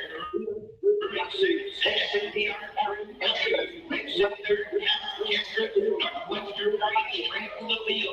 It's straight on, passing the stage from the start. Come on over the field, show the way to the pass. It's rocket sweep, not to the left. Here, Drew Value second, first to the move. Now Jefferson, Myers Smith, first down. Now third, closing up on the leader. Northwestern three, Racing fourth. 56 and 3 with a half. They go to the back, got it on the base. They got it in the field of the left side. Rocket sweep, Racing second, Drew Value. Now Jefferson, the outside third. Northwestern three, straight up the field. Get the main point of the left side. The leader, rocket sweep. Closing on the outside. Here, Drew Value, blocked in third. Northwestern three, fourth. 3/4, 24-4. They circle the far turn. Rocket sweep, trying to take them all the way. They're catching it, but they haven't got to the end. They get through all. Rocket sweep, getting closer. Now the turn right now. Here, Drew Value, through Racing. Rocket sweep to the line. Rocket sweep, get to wire for Lucanus.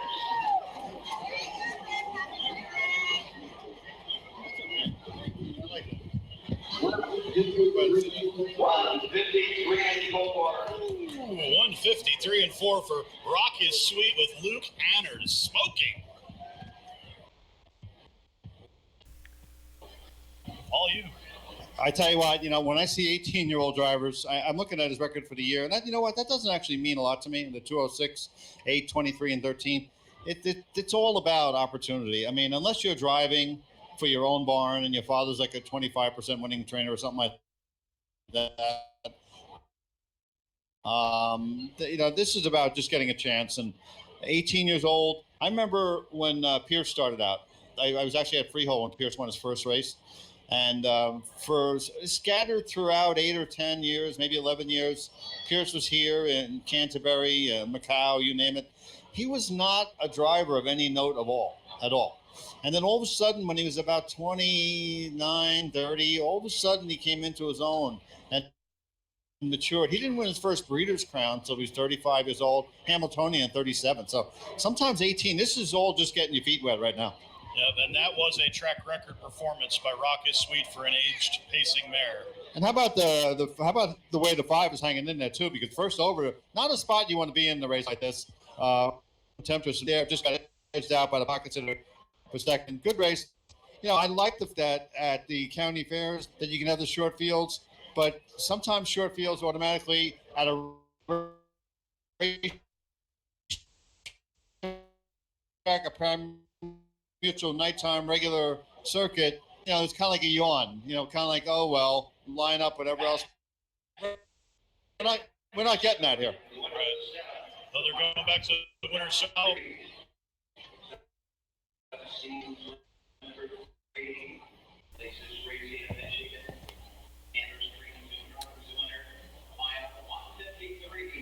Well, like Kenter Penning said, 18-year-old Luke Anners won. He was smoking. He's old enough to smoke. Congrats to him. I toast to Luke Anners. Oh, crap.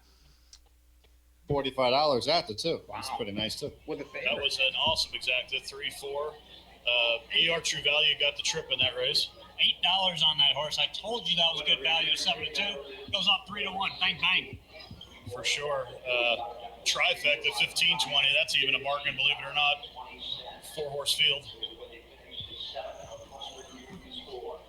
4-horse box. So we look ahead to race number 8 coming up. Yeah, let's take a look at the 8. It's the Arnie Almerhurst Open Trot, $25,000 purse, field of 7.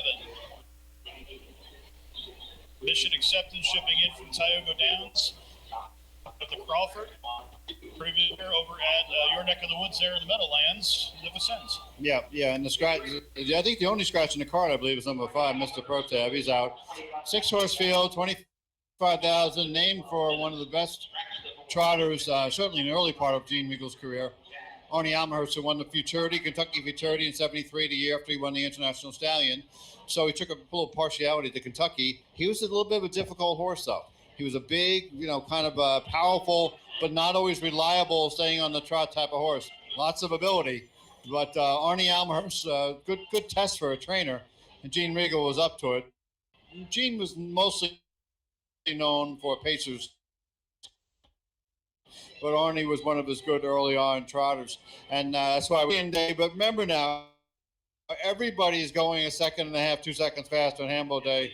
Everybody, everywhere, everybody. So that race is impressive. Yes, we'll give him that. But the 50 and 2, I'm going to try to beat him. I'm going to try to beat him here with the 2. The 1 and 2 are both 3 years older with considerably more starts.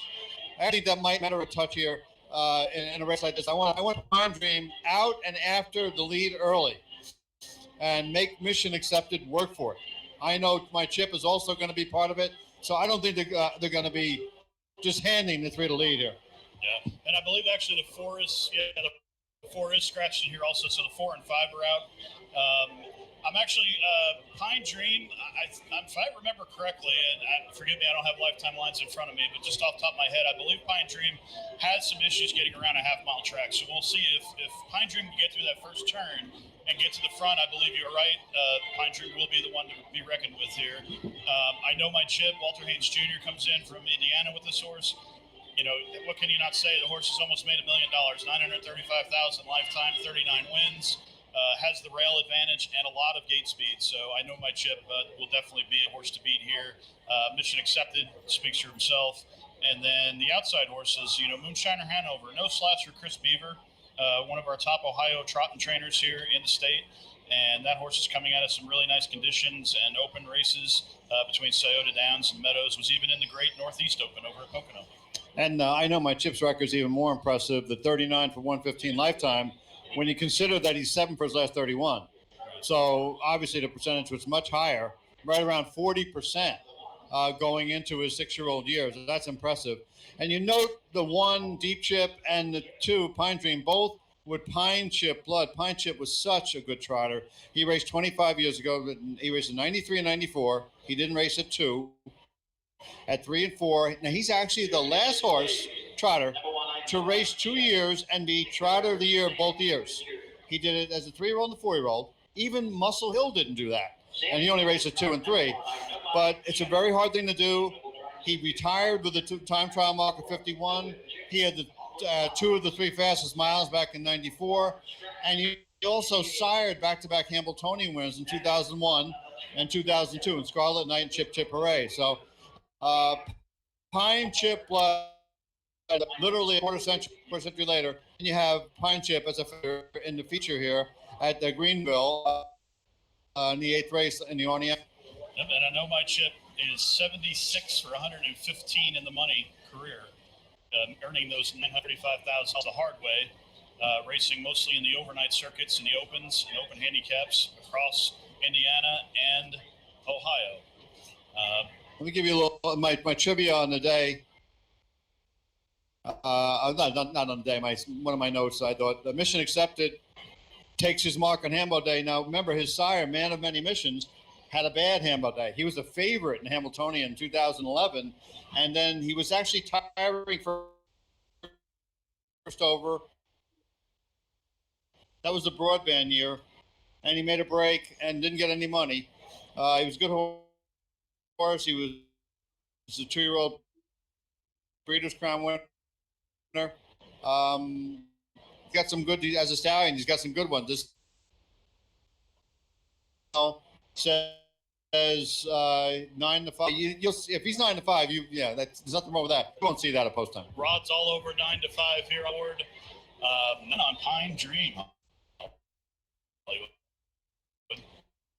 Yeah, I that's me. Okay, that's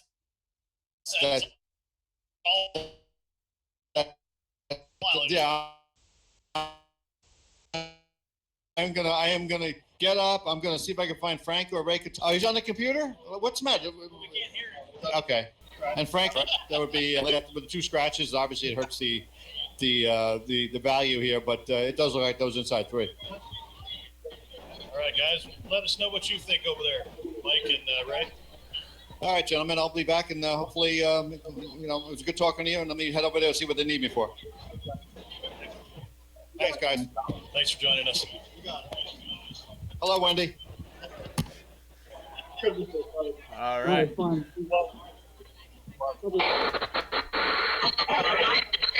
Whoa. Now what you're all doing. I'm getting motion sick watching that. So, Mike, it's so great for us to be included back in this broadcast that really we can't do much with aside from speculate. You're getting motion sickness, Ray? Really? You were just spinning the phone around. It was on for like 10 seconds. Yeah, hello. Yeah. But the thing that I'm wondering is mission accepted. Like, he's making a big drop in class here. The only way I see him potentially losing this race is if I know my chip can thrive on a small track, because this horse is all speed. He's probably the fastest horse in this race, in all honesty. This horse has always had a ton of speed, but he's never been able to hold that speed on the bigger tracks. So part of my thinking is maybe now that he's coming to a smaller track, that speed, especially from that inside post, may be able to carry. Yeah, for me, I don't like the 2 at all. I know they like the 2, but the Hawthorne horses really haven't done very well up against, some of the better types, and the Hawthorne shippers really haven't done very well anywhere. I prefer the 3 and the 1. I think that the 3 probably gets the front and just crushes this bunch. I don't think he would be here otherwise. He did get picked off late in a fast race there at Tioga, but, that was by a very legitimate up-and-coming horse. And then, the Hambo, day romp that horse was never losing that day and never looked like a loser at all. I just feel like that he has such a class edge over these, and I would be looking to play the 3-1 cold. I lean more towards the 1 simply because I imagine he's going to be a better price in this race than Mission Accepted, since he's been flying mostly on the Midwest circuit, as opposed to Mission Accepted, who has forayed onto the Grand Circuit. So comparatively, he's like a Niatros in this race compared to the rest of the field. Pine Dream definitely overrated. I agree with you there, but I just have a sneaking suspicion that I know my chip may be able to just take him around. I don't know. I just don't see how you could be right, especially from the inside. If he wants to go, he could, has a post edge. If he wants to go, he could get the front.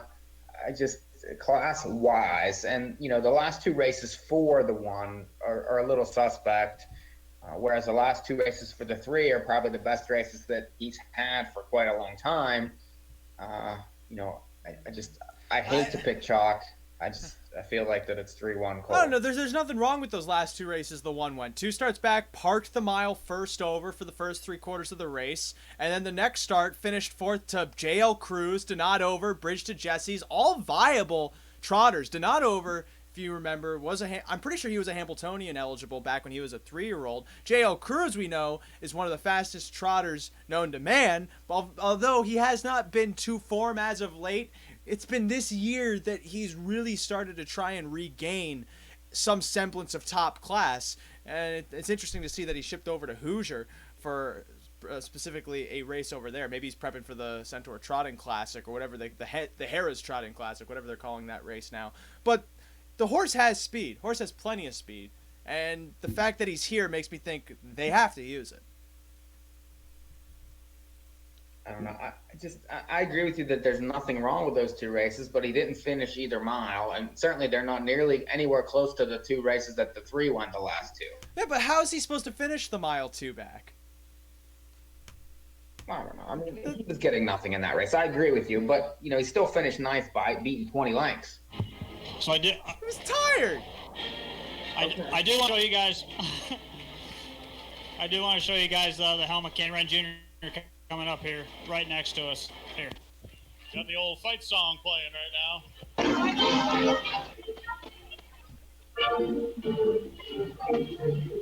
There he goes, Mr. Helmet Cam. Helmet on him, yes. He's got the helmet cam, the Shirley Temple helmet cam. It's not called the Shirley Hopefully Temple. somebody turned it on. He's wearing the helmet cam, the NAHUPicks.com helmet cam. He's got the little helmet cam on for the photos. I want to know, like, Hollywood, he has go all blue. this stuff that he just comes out with constantly. He has so much. He knows so much. Yeah, you should see his basement. It's just crazy. Uh-oh. 2 minutes to post time. 2 minutes to post time. Now is the time where we think of what we're going to bet. You guys want some odds here? Yes, please give us some odds. So we got the one chip 9-5. 9 Dream is 12-1. Mission Accepted 3-5. Moonshiner Hanover 9-2. Angels Ransom 35-1. Wow, so it's not like you're getting much better value on I know my chip in this race, but it's a 6-horse field. It's a 6-horse field. That's 1, 2, 3, 4, 5, 6. That's even less than 6. Yep, 4 or 5 are scratched here. Yes, that's 5, right? 1, 2, 5. Yes. There's I know my chip, Sam Widger. Currently 9-5. He's 9-5 right now. Ray, you like 9-5? I mean, in this race, if you're gonna bet anything, 9-5 is an acceptable price, but it's also 9-5. Yeah. What's the price on the 3? 3-5. Yeah, I mean, I think 3-5 is value on this horse in this race. He should be 1-9. I mean, you're right, but also, I mean, it is the half-mile track. You got to remember that. I do. I understand. I don't think it matters. Odds update 9-5 on the 1. 6-1 on the 2. 4-5 on the 3. 4-1 on the 6, and 30-1 on the 7. all right. So this is race 8, Yeah, going to the gate. the $25,000 Arnie Almahurst Open Trot with Roger Houston upstairs.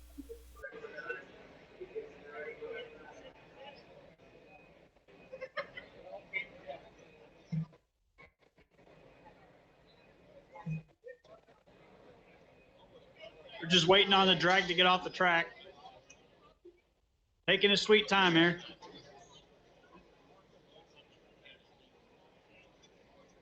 They're making sure this track is lightning fast. They want to see another track record here.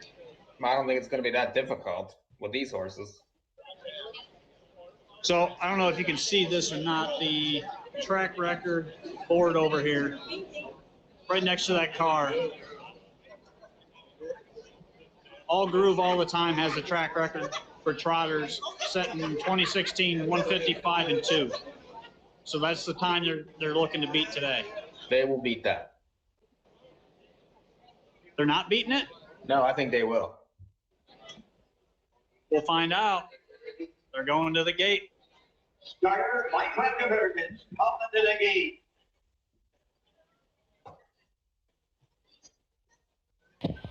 That track record, by the way, the All Groove All the Time is for a 4-year-old male trotter.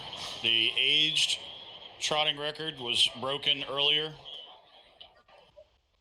157 and 2. Charita had the previous record, 157 and 4 for mare. For the aged male pace or trotters, it was 159 and 4. We'll see if they break that here.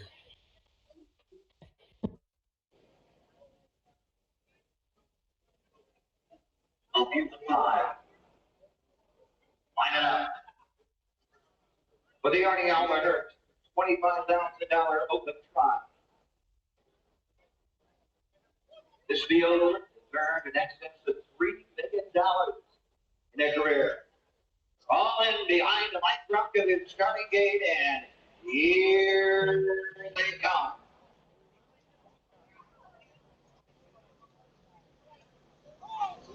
Picker up and trying, I know my chip, going right out for the lead. Country comes out in second. Mission Accepted racing third. and mission accepted. It's off stride on a break as he moves into the turn. Moving through the inside, Angels Ransom. Moonshiner Hanover on the even side. Down the backside they go, and no one chip. Second Winter show the way. Pine Dream will step the pocket and second. Yanked away third, Angels Ransom. Racing fourth, Moonshiner Hanover. Mission accepted trails the field by the quarter and 28-3. I know my kid has the lead. Run there second is Pine Dream. Then 2 lengths back to Angels Ransom. Moonshiner Hanover. Mission accepted trails the field. Passing the stands first time. Coming on over the half. I know my kid leads away by a length. Pine Dream is second. Angels Ransom racing third. Moonshiner Hanover fourth. Mission accepted trails the field. Trotters by the half. 57-3 and on to the 5/8 they go. I know my kid with the lead by a length. Pine Dream second. Angels Ransom is third. Moonshiner Hanover fourth. Mission accepted will come to the outside. Down fifth in the midpoint of the backside. They're all chasing. I know my kid. Pine Dream will come to the outside. Moonshiner Hanover to the outside. Angels Ransom. Mission accepted trails fifth. Has a lot of ground to make up for the short time to get there. 3/4 swamp 27. Take a battle gone. Stride for stride. I know my tip. Pine Dream on the outside. Angels Ransom is third. And down the stretch they drop to the Arnie Elmer. I know my tip. Pine Dream got keeps on coming after the leader. But it's like no my tip. By a nose. I know my chip may have photoed Pine Dream very tight on the line. I know my chip held him off. 1:55.1. I'm And down goes another record. 1:55.1. I made a mistake. Is that Jason Settlemore calling upstairs? Sounds like it. Yeah, I thought that would be Roger. But I wouldn't be surprised if Jason got up I there. believe it was I know my chip by a nostril. We'll see.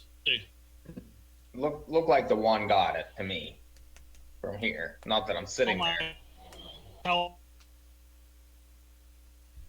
And unfortunately, another loser Sam Woodger with the drive for the and helmet win cam.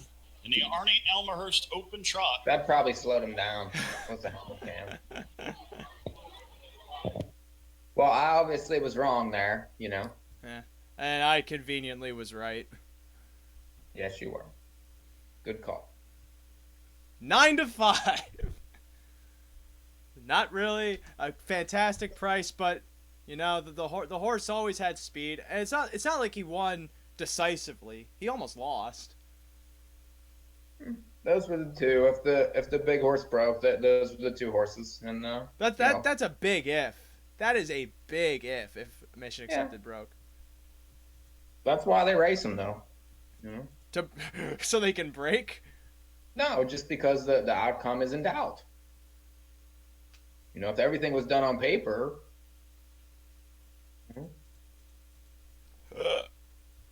What was that? Do you really want to know? Mhm. It was Did we lose the boys? It's a Belchy. I mean, probably. Just as we need them, because you know the $50,000 race is coming up in just a little bit. Yeah. And I'm also getting ready to cover the Kentucky Sire Stakes happening at the Red Mile right now. 2-year-old pacing Colton Geldings tonight in their in their second preliminary. Excuse me. That's what I should have said after my belch, but I'm saying it here. Pardon me. Excusez-moi. Ooh. S'il vous plaît. Thank God they're back. I'm just gonna cut to them. Okay. Yeah, cut to them. All right. With a click of my finger. Boop.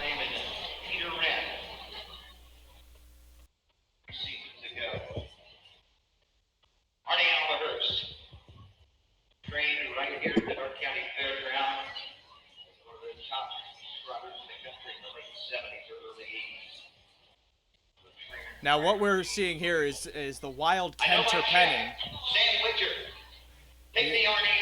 You very rarely get to see the Kenter penning in its natural habitat. But as we can see here, he's very much a lounger. He likes to hold his books close to him so they feel like one with him. He stares to the distance. Not necessarily Usually watching four-legged animals go in a circle. He's not necessarily looking for anything. However, he may just be out there looking for himself. Ooh. As we just observe the wild Kenter penning. Try to... Oh! This is riveting content right here. So, he's tipping his hat. You don't really... They tip their hats on occasion. Yes, sir. Got some prices for you here. 620, 440, 280 for I Know My Chip. Pine Dream paid 560, 260. The Exacta 2320. Trifecta 230, 260. Wow, $230 on that triple. Really Well, nice the favorite broke. with the catch drive. Was not planning on coming to drive that horse tonight, and they talked him into it. Still, $230 on a triple in a fair race with 5 horses. That's not bad. Good. That's not bad. Doug Bollinger just said he's going to go to Hoosier Park now to drive in a Sire Stakes in the 11th race at Hoosier. That sounds typical of Sammy. Oh, we're getting the rundown now. Where's Rod? Do we have to put another sign out for him? Or is he getting the helmet? Rod, well, no, the thing with Rod is that we can't observe him in his natural habitat. Because it's very hard to catch him on camera. The helmet, Cam. The next race up is the 2-year-old second division of the Dr. H.M. Partial Futurity. It's Pacers, mixed pack of Colts and Fillies, and 1 gelding, and field of 6 going postward. Looking at the 6-horse Western's Last Gun, 4 in a row on the Ohio Fair Circuit. 7 of his last 8 for this gray gelding. He's got 8 out of 8 in the money, 7 wins in a second lifetime. Looks to be the horse to beat here. Mike, what do you think?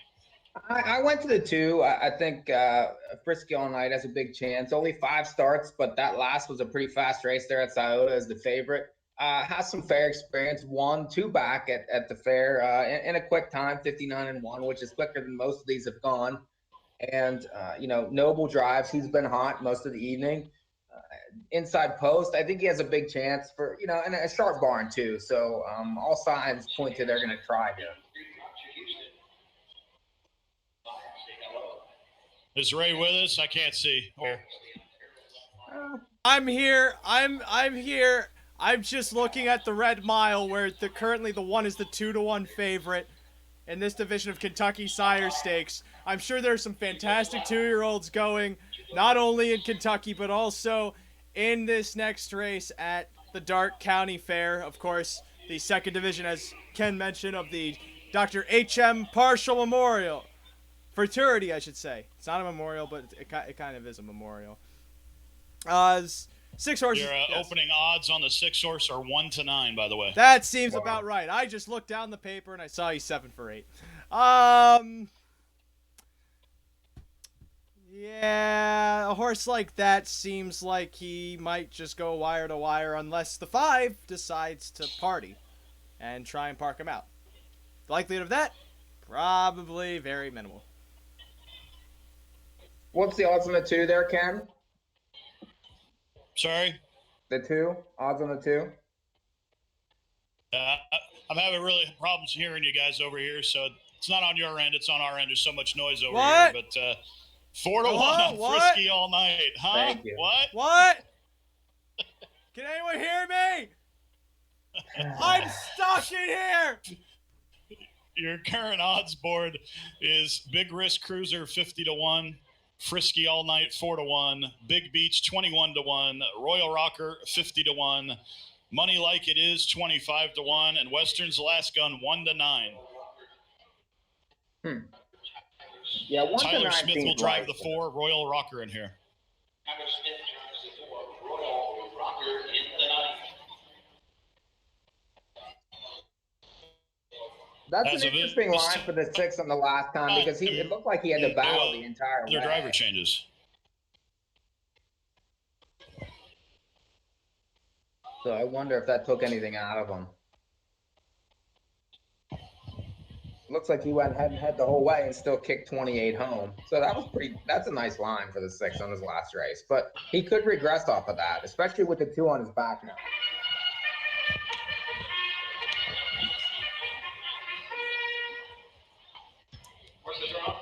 Here's my opinion. They're on the Ray's track. probably currently watching the red mouth, but he has to cover that. They're on the track at Darke County Fair, but they're at the half in this division of the Kentucky Sire Stakes. Whoa, they went 55-1. I'll have more later.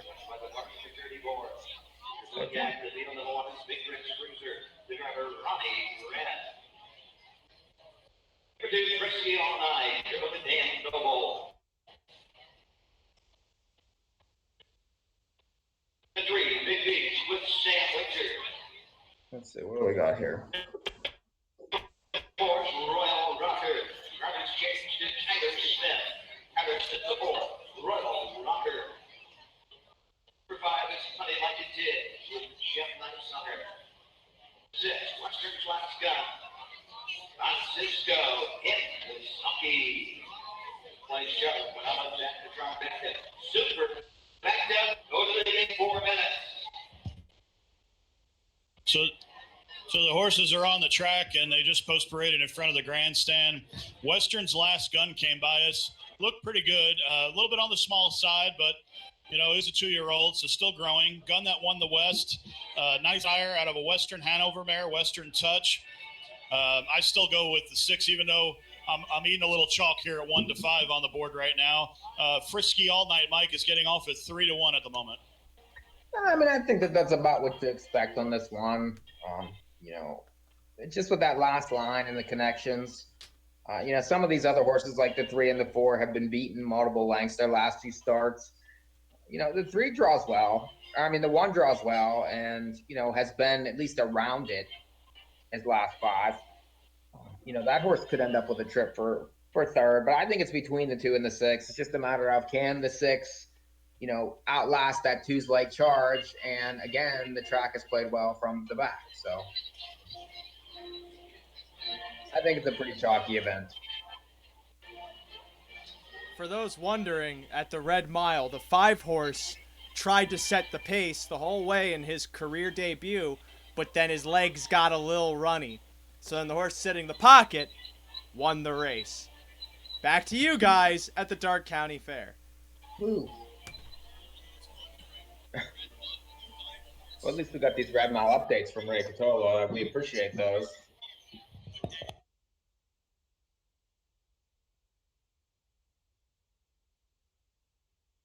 And apparently that means we must go dead silent, right as...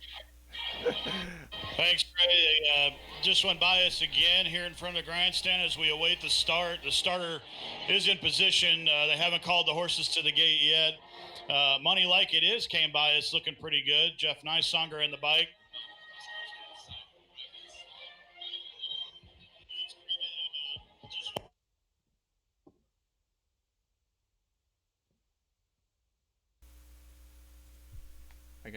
I guess we we're lost 10. I guess we're on a big delay. It sounds like a big delay. That sounded like a 10-second delay out there. I don't think so. No, I heard myself talking. Oh. That's not good. Well, you got to remember they're on Hangouts too, so I don't know. Ken could just start talking whatever. I got to write about how it's Showtime made an oopsie. Ah. So we're gonna cover what, this race and the next one, and then we're done. Is that what we're doing? We're not doing the last one, are we? Rod said we're doing the last one, but by my guess, when we talked about that earlier, what it means is we probably won't. Yeah. That's what usually happens. That's usually what happens. Yeah. I'm not sure we need to stick around for the $1,500 race in the last. Nope, especially when I have to go cover more races anyway. Yes, and I have write-ups to do for tomorrow. And then afterwards, I got an emergency appendectomy I got to perform. No. Do you? I do have to go to work for the surgery center tomorrow, though. So. Who's got surgeries tomorrow? Can you tell us about it? No. Can you tell us what they're for? No. Are they good? No. They're bad surgeries? Well, it's never good. I don't know. There's some good surgeries. Liposuction? Oh, well, that's cosmetic. Rhinoplasty? Current odds update for you guys, if you're ready. Yeah, Sure. go for it. The 1 Big Risk Cruiser 21-1. The 2 Frisky All Night 5-2. Big Beach 15-1. The 4 Royal Rocker 25-1. The 5 Money Like It Is 9-1. And the 6 Western's Last Gun 1-5. They're still down the backside. We have a weather update for you, too. The sun is finally setting here at the Great Darke County Fair. So we are about 1,000 degrees from the sun now, and which is much, much better for a fat guy like me. 1,000 degrees. It's a lot of degrees. You've hung in there Got pretty me. well, though. You don't disappear like Rod can. You know, you're hanging in. You're doing your thing. Did the Hollywood interview. You know, where Rod just goes and does whatever he wants. So it's a good thing you're there. Just my opinion. Like I said, major delay. I think Rod went to go get that helmet cam, and he signed up for the next lady's pace. Oh. I put it on the wall. Oh, there he is. He's live now. I see him. All right, boys. Can you hear me? Yes. Where are you at now, Rod? Where's Waldo? Waldo's not here. I've been looking for him. Give you a little perspective. There's the grandstand. Okay. They're waiting. I'm at the 7-8 floor, right there. Okay. Coming back around here. Oh.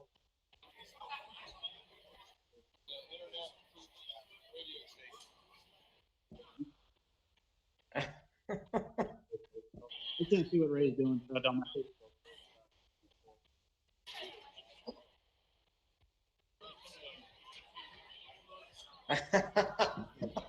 I just What'd you guys saw it. take Still here? waiting for these horses to go to the gate here.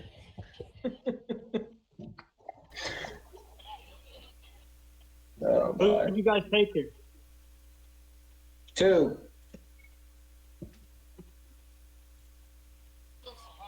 Ken's on the 6. I I'm know on Ken the can't 2. You're on the 2. I didn't look at. I don't remember who I had in the trade. Hey, wait a second. Not the favorite. How did I get over here? I was just over there. Silly We me. can't see what you're doing. Oh, I'm watching him. It's good. I gotta go figure out how to get back over there. Ray's Oh. playing with his new green screen. I ended up back where I started. I gotta go to where I ended. Oh wait, maybe. Oh, I should go down. There we go. Yes. What is your boyfriend there? Hitting 2-5 now on Western's Last Gun, 2-1 on Frisky All Night.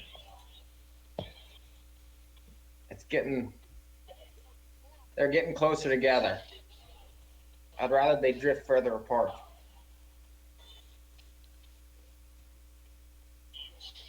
Rod owes me 20. They're holding off. Probably a bunch of people in line. Alright, wait, so I was over there. Now I gotta just walk this way to get back to where I was. Take him in slow. Danny and Jim, take him in slow. Have him ready for the champ, please. Have him ready for the champ. Looks like the gate's starting to move into position finally, and the horses should be heading to the gate here shortly.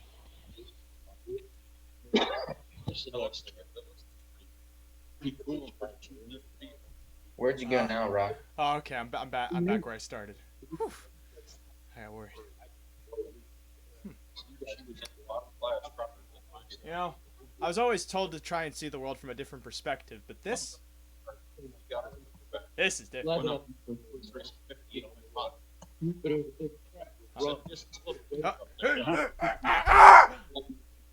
Was 5 lengths, there was another 10 lengths back to the third race. That's a good thing Ray's here, so he can provide us with this sort of content. They're headed to the gate. Yeah, it's not even good. They are going to the gate. They're at the gate, strolling its post time. Who's a copycat?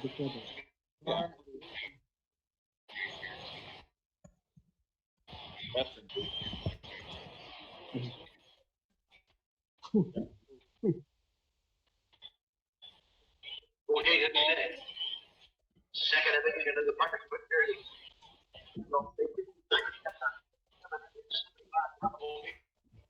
They count.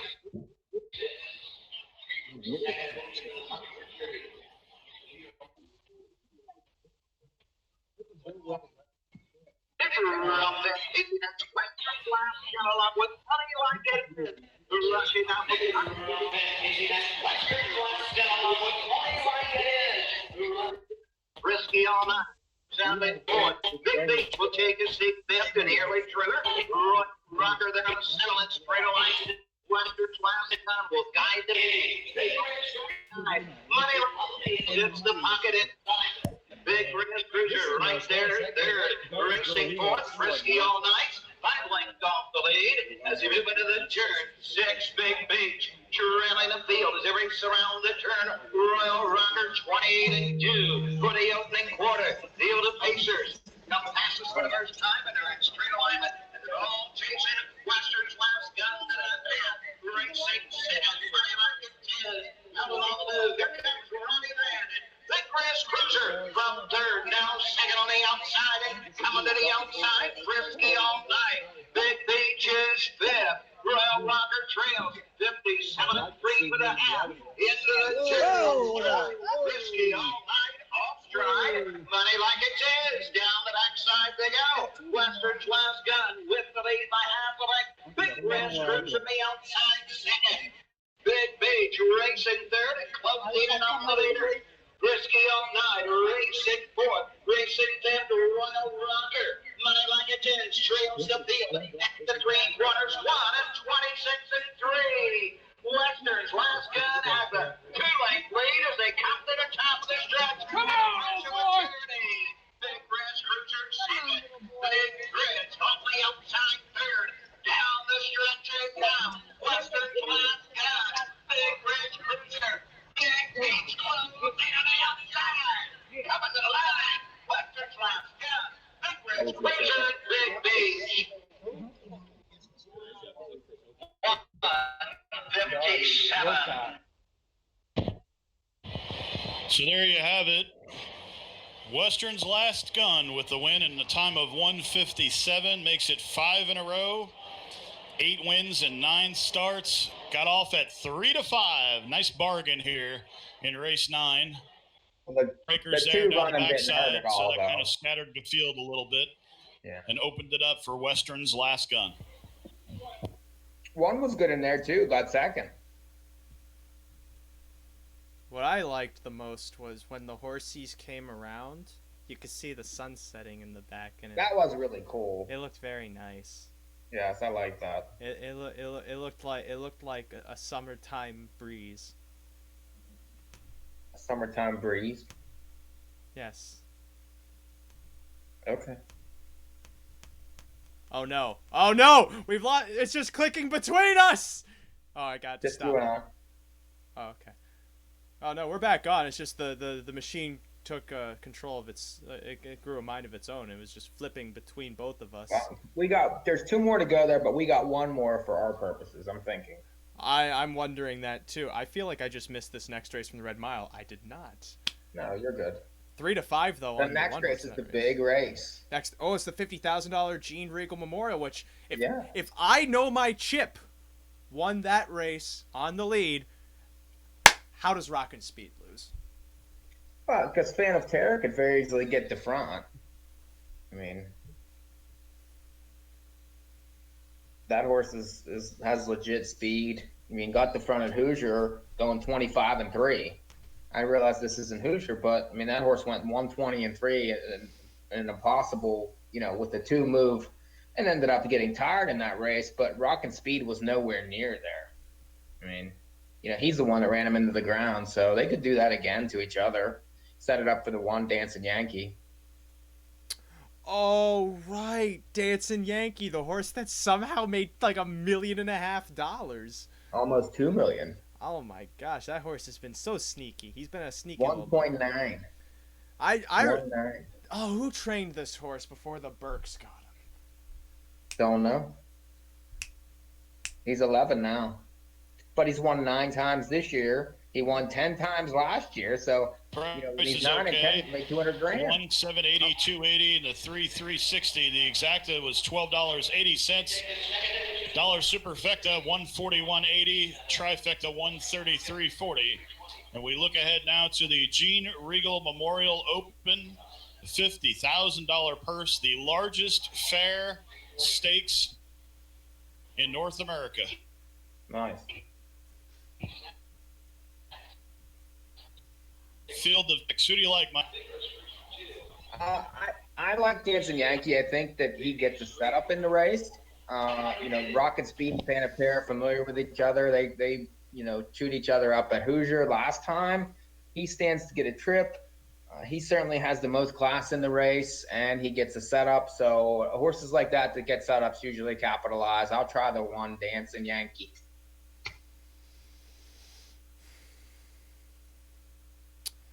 Right. I mean, the one could protect position, but the one has to protect position, right? That horse has to push off the gate. Yeah, but he's not going to beat the 4 or the 6 to the front. I mean, he's not supposed to. Oh, yeah. Well,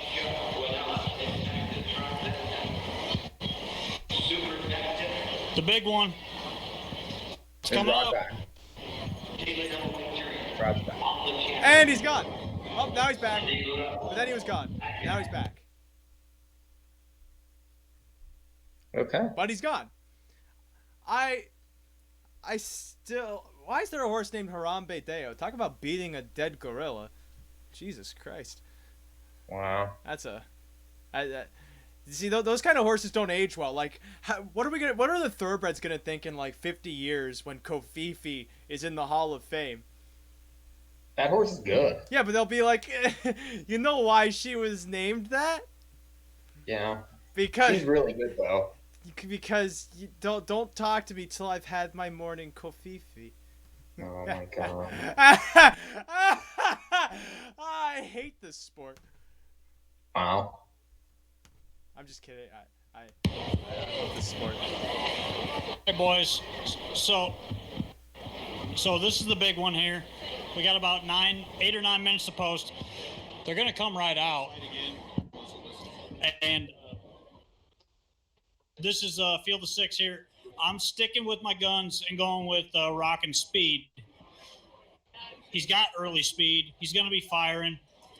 Dancing Yankees going with Ronnie Wren for Ron Burke. Winner almost $2 million from the rail. I like his chances, but he doesn't always finish the best. So, if they run at him real hard early, it's going to be tough for him to finish the mile. Another one, kind of interesting but bad post, is the 6 Fan of Terror. He's went in from Hoosier for Ricky and Pete Redder, 12-time winner this year. There's not a lot to be said about him. Miles 9 and change, 48 and change. A consistent horse. You know what he can do, and he can get around the small track very well. The key is how fast do they go early in front of him. I did talk to Ricky Redder while I was down there real quick, and he said they're giving him a shot. So we'll see. Post 6 is the only bad thing about Fan of Terror. So, Ray, we had help on Section line Biggery. It's going to be my selection here for the money. Tyler Smith aboard for Steve Bowder. Local connections, locally bred horse. Section line Big Reed's been coming out of the open. Big race up at Northfield last time out, finished second, beat a neck to Dancing Yankee. I will tell you this. You can look back, Ray and or Mike, and check on the stats for me, but Dancing Yankee has been in this race 2, if not 3 times, and I do not believe he's won the race.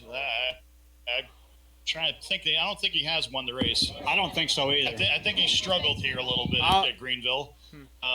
So Dancing Yankee's definitely not my top pick. I think 3 to 5 on section line Big Rye right now. I mean, unfortunately, we're eating some more chalk here, but it'll be tough to beat this horse if he makes it to the front. Well, right now, the 2 to 5 is leading them to the top of the stretch at the Red Mile. Back to you guys. I'll have the finish in about 20 seconds.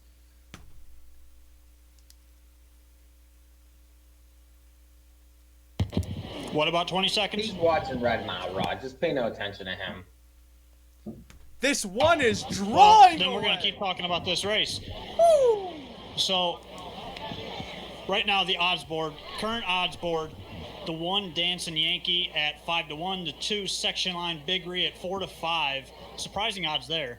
The 3, What a Boy at 7 to 1, the 4 Rockin' Speed at 8 to 1, the 5 Harambe Deo at 9 to 1, and the 6 Fanatare at 7 to 2.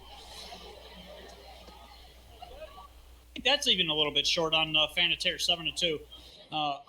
Really short price right now on section line Big Ree. I'm not going for him at that price. What?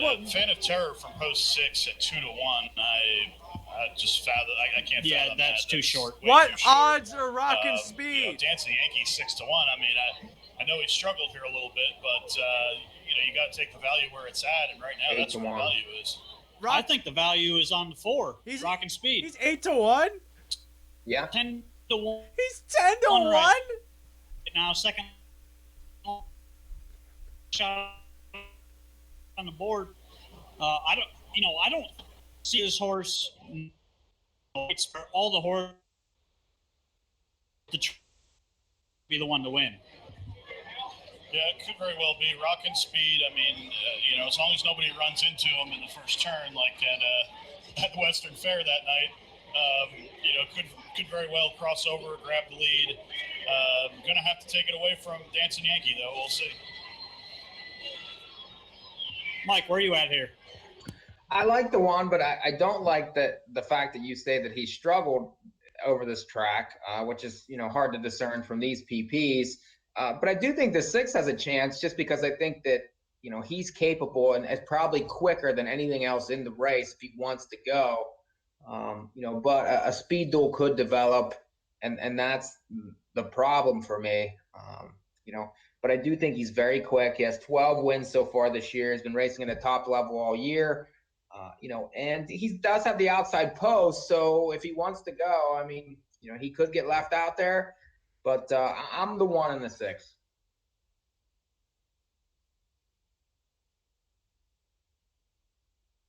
I stand by Rockin' Speed. I don't have to do much handicapping. I know the horse. I know his heart. I know my heart. They're like almost the same thing. I have a horse heart, Rockin' Speed. Got a lot of people watching. So right now. they are out post parading right now. Coming right in front of us is the 2 section line Big Ree, owned by Harold Bowder, trained by Steve Bowder. Tyler Smith will drive. The 3 What a Boy, owned by Dennis Owens, trained and driven by Danny Noble. The 4 Rockin' Speed, owned by L&L Divisive LLC. Joe Seekman trains. Scott Cisco will drive, who just won the last race.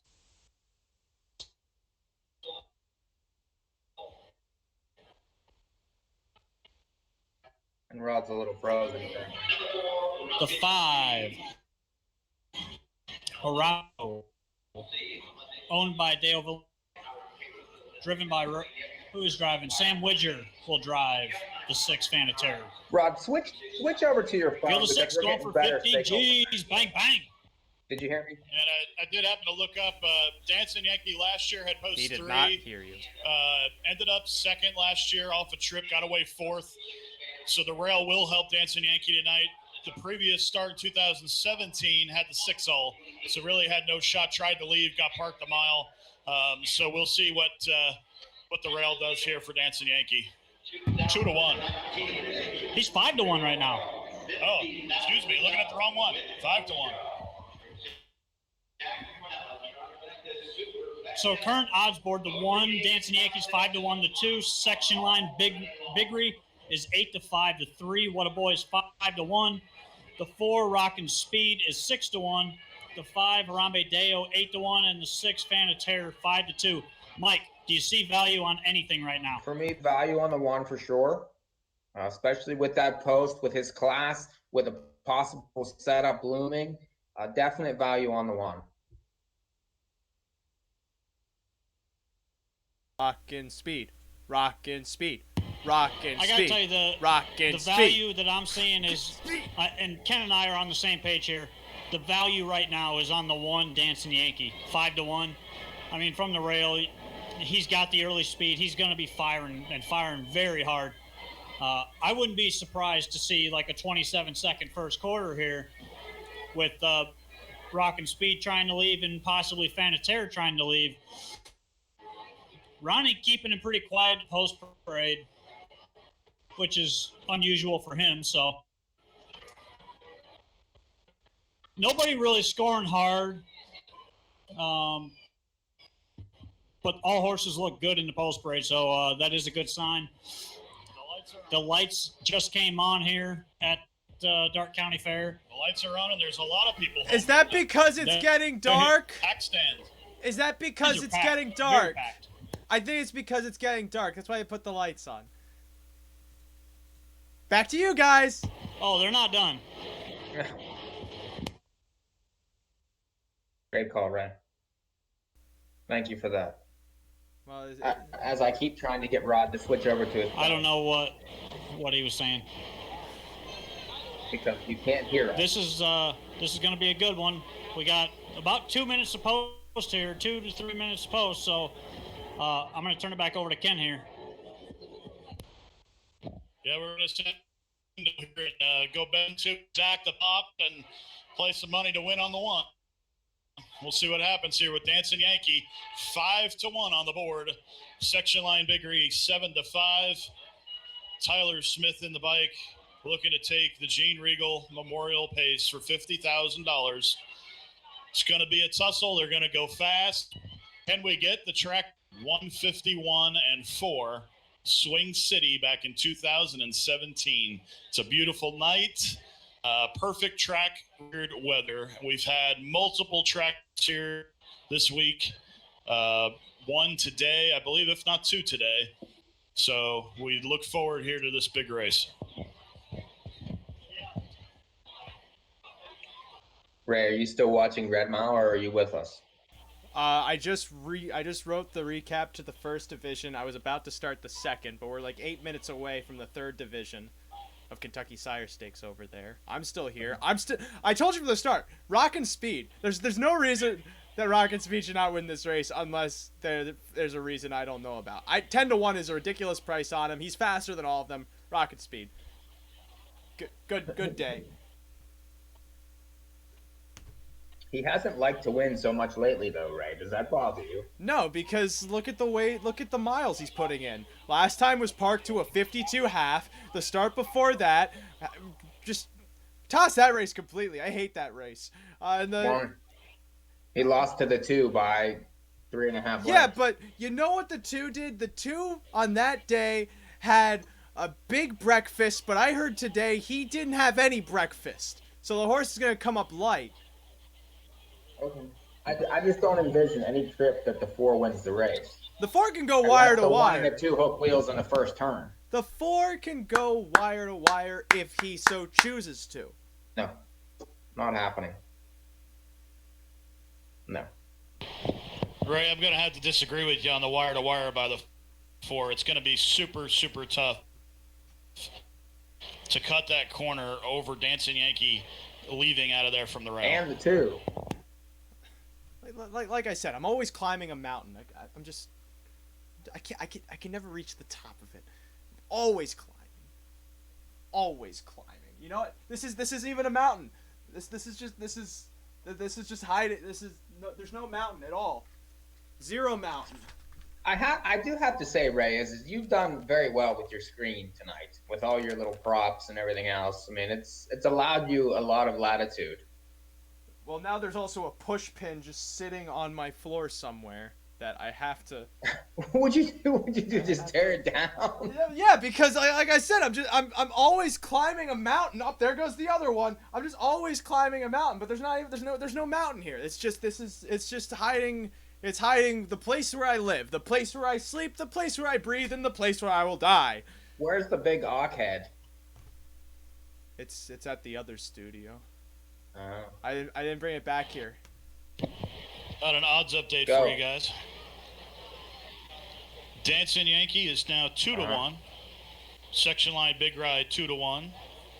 What a Boy 5-1. Rockin' Speed 6-1. Harambe Dio 13-1, and Fan of Terror still a very low 5-2. Okay. Okay, I have found They gotta be both getting ready push to go. pins. I will not be getting hurt today.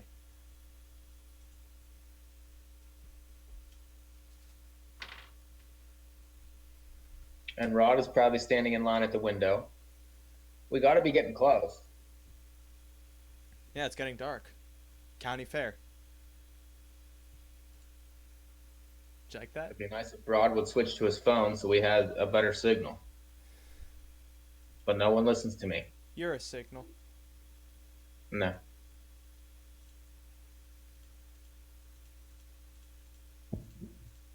Who sponsored this show, Ray? Do you know? Any idea? I was not informed of anything aside from I had to be on at 5:30.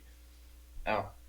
And run the stream. And also the fact that the races were supposed to be done at 8 when it is now 8:30. Yeah. No, I thought 8. I thought he said 8:30. Oh. Well, we're also 4 minutes away from this next division of Kentucky Sire Stakes at the Red Mile, so they have thankfully organized it so we don't get to miss the $50,000 Gene Regal Memorial. Mm-hmm. Which I have no idea. Right now we have quite a few people watching. Yes. So since Rod just does not have there's Rod, but also here's Kenter Penning. That's Kenter Penning. This is Rod. That's Mike. Rod That's back Rod. from the That's window. Mike. Here's Ken again. Back to Rod looking at someone's ankles. Back to Ken. Mike. Ken. Rod looking over people. Ken again. Are you bored? Then there's Michael. They're going to post here in a second. Good. All right, Rod. We'll leave it off to By the you. way, the line. Take it, Rod. The line down there was massive. Give us some odds, Rod. All right, so they're about to turn them and go to the gate. Give us some odds. It's Rod. It's Rod. It's Rod. It's Rod. Why do I have to scream? I have a mic right here. What I don't understand is like how on the important questions he can't hear a word we say. That's an excellent Yeah. question. Deaf. Exactly. What? Exactly. What? Exactly. What?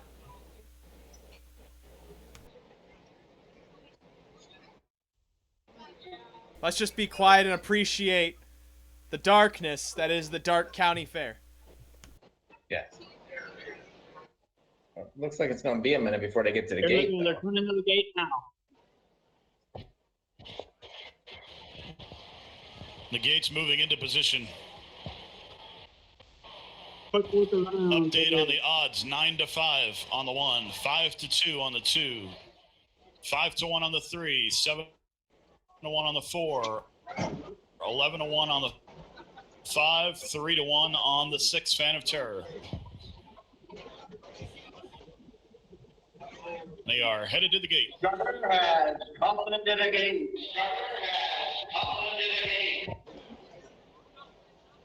Ken. For the Gene Regal Memorial. Ken. Field of 6. Field of 6 has earnings in excess of $3.4 million. All lined up on the Mike Buffy for starting gate. From the rail out, Dancing Yankee. Section line victory, Water Boy, Rockin' Speed, Heartbreak Deal. On the outside, Phantom Chair. Mike Weckenberg has them all lined up and ready for a start. And here they come for the Gene Rigger Memorial.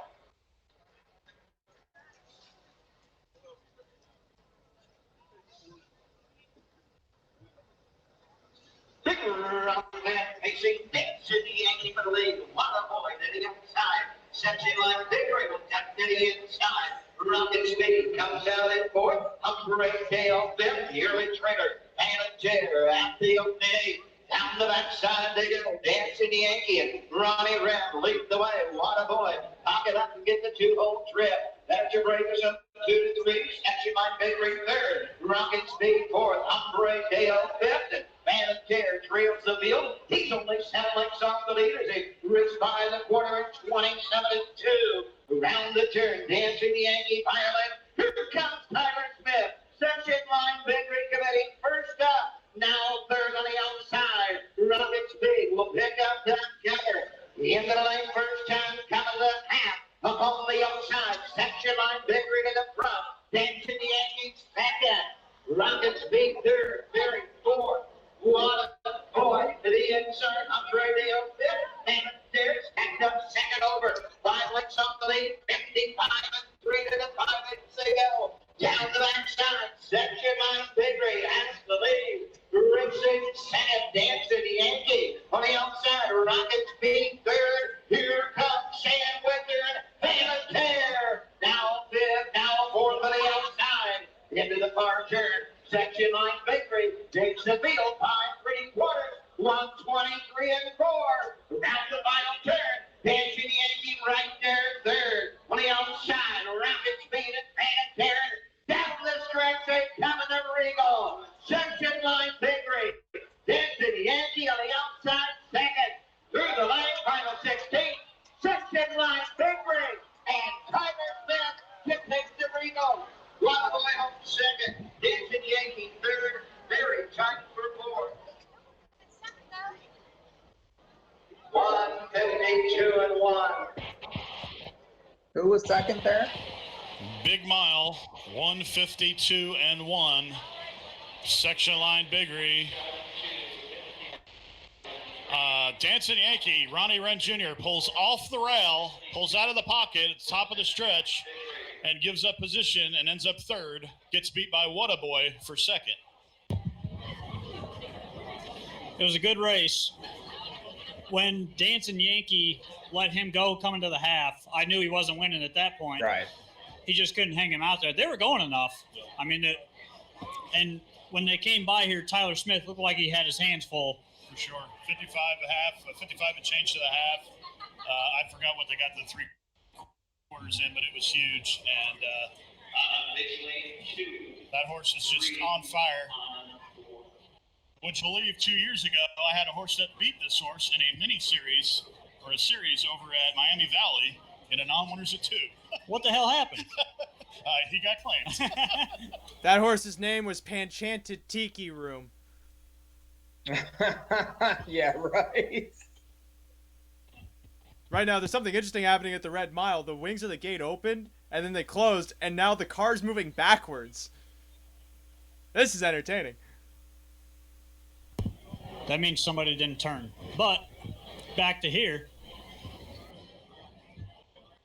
Section line Biggery made a big move just past the quarter, cleared going to the half, and drew away from him down the stretch. Never even asked him to go. What was it? 152 and 3. 152 and 1, I believe. 152 and 1. 2 off the track record. And he never even asked him to go. So he could have had that track record. Indeed. What'd you think of that race there, Mike? I thought the winner was very good.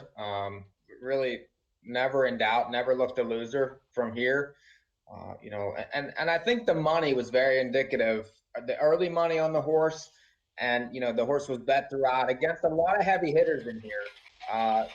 The money was very smart, and that made me think that he had a better chance. And we had some like Aaron on Facebook. He liked this horse quite a bit. So, and looking back at the horse's lines, especially in the small track, big advantage in the race, has won 9 times this year. Well, interesting note here. When I was at Balmoral, before Steve Bowder moved back out here, he was taking up my stall space. I had horses in the same barn as Steve Bowder, Balmoral, for probably 10 years, probably 8 or 9 years. We had horses in the same barn before he left, and he actually moved out here about the same time I did. But you see what happens when we chase value sometimes. I talked myself right off the 2 to win the race. Went to the 1 for the value. The 1 ends up going down in odds right before the race goes off. Yep. And the 2 wins and pays $640, $380, $260. The 2-3 exacta a whopping $50.80. Wow. Tyler Smith and a Dan Noble exacta. And the main horses in the race, the 1, 4, and 6, weren't in it. So. I think the real winner tonight, though, is whoever gets to hop into an ice-cold shower. Who's with me? I would just say, when the race was going, we had 30-something people watch. Yeah, no, I'm not doing that. Are we going to wrap it up, boys? Yeah? Maybe?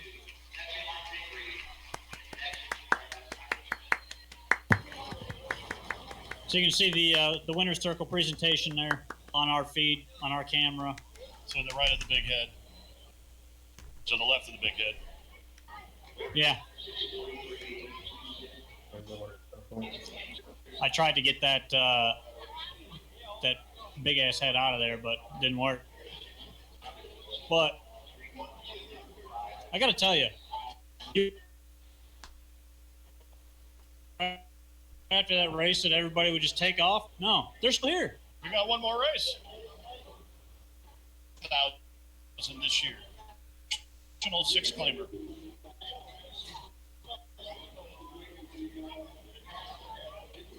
Are we staying to cover that? Field of 6. A mixed bag of drivers here. Greg Luther, who's an owner. He owns Black Magic Racing LLC, is down to drive the 1. Alicia Binkley from Our Ladies Pacing Series. Ladies Driving Series is driving the 2, Indian Spirit.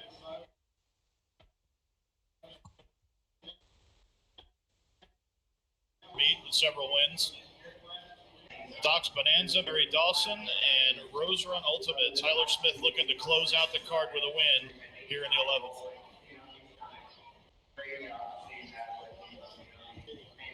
Tyler Smith and Roger Houston in the winner's circle talking right now. They got married. Yeah. Roger Smith. Yeah.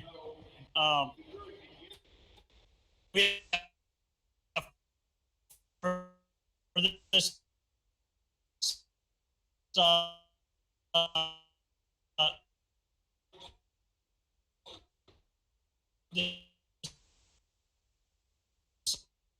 11th race. It's a $1,500 purse. So, like you said, you got that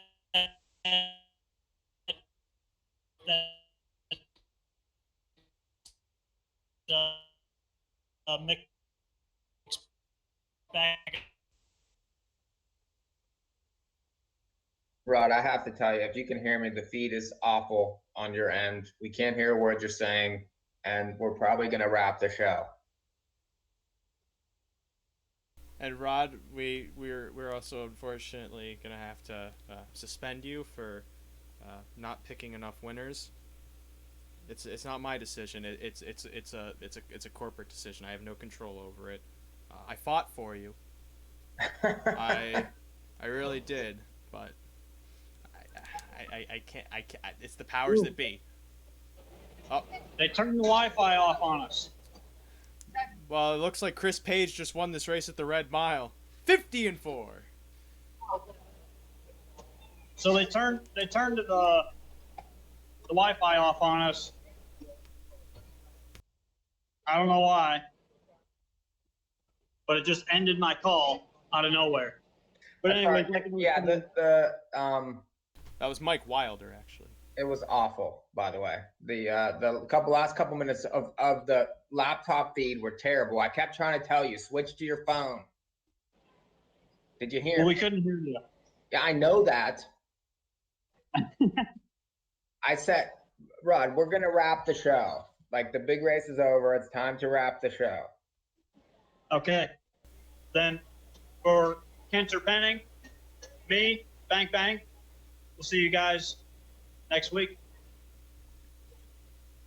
All right, thank you, Rod. So long, sayonara. I love how he was so ready to keep going, and then we just said, we're done. And he went, okay. He's like, okay, good.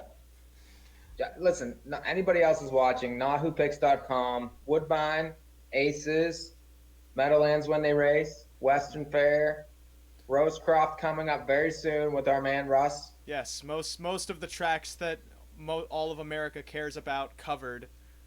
Terry wants us to keep going. He wants us to do Mohawk and Lexington. He wants us to keep going. Nah, I gotta go back into the shadows now. I've had enough. I'm only a floating head as I gotta finish these recaps for the Kentucky Sire Stakes and also drench myself in a bucket of ice water. I am sweating. I am hot. I am scoldering. It is. My feed is buffering. I have so many things I need to get done. So, NAHUPicks.com. I take it that means we're not having a show Friday. That's fine with me. We'll be back next week when I will be on the road. And Mike and Rod Rod will probably want me to run the show anyway, even though I have none of the equipment. Where will you be? I'll be at the Shenandoah County Fair in Woodstock, Virginia, calling races on Friday and Saturday afternoon. We should do something like this from there while you're doing that, just for like a little extra or something. We'll have to see about that. I could certainly do that so long as my data plan renews by then. I don't know if it does. Okay. But all that said, I've been Ray Catolo, he's Mike Prebosi, and quite frankly, I am very sweaty. So thank you for joining us for this NAHUPicks.com featured presentation. But now is when we must say goodbye. Come Bye-bye. on. No, I'm trying to get this just right. There up that's the best that I can do. There we go. Well, just kind of hide myself in there and then dissolve away. You can turn on your cell phones again, by the way, if you haven't done so already. Please do that because we have nothing more to say.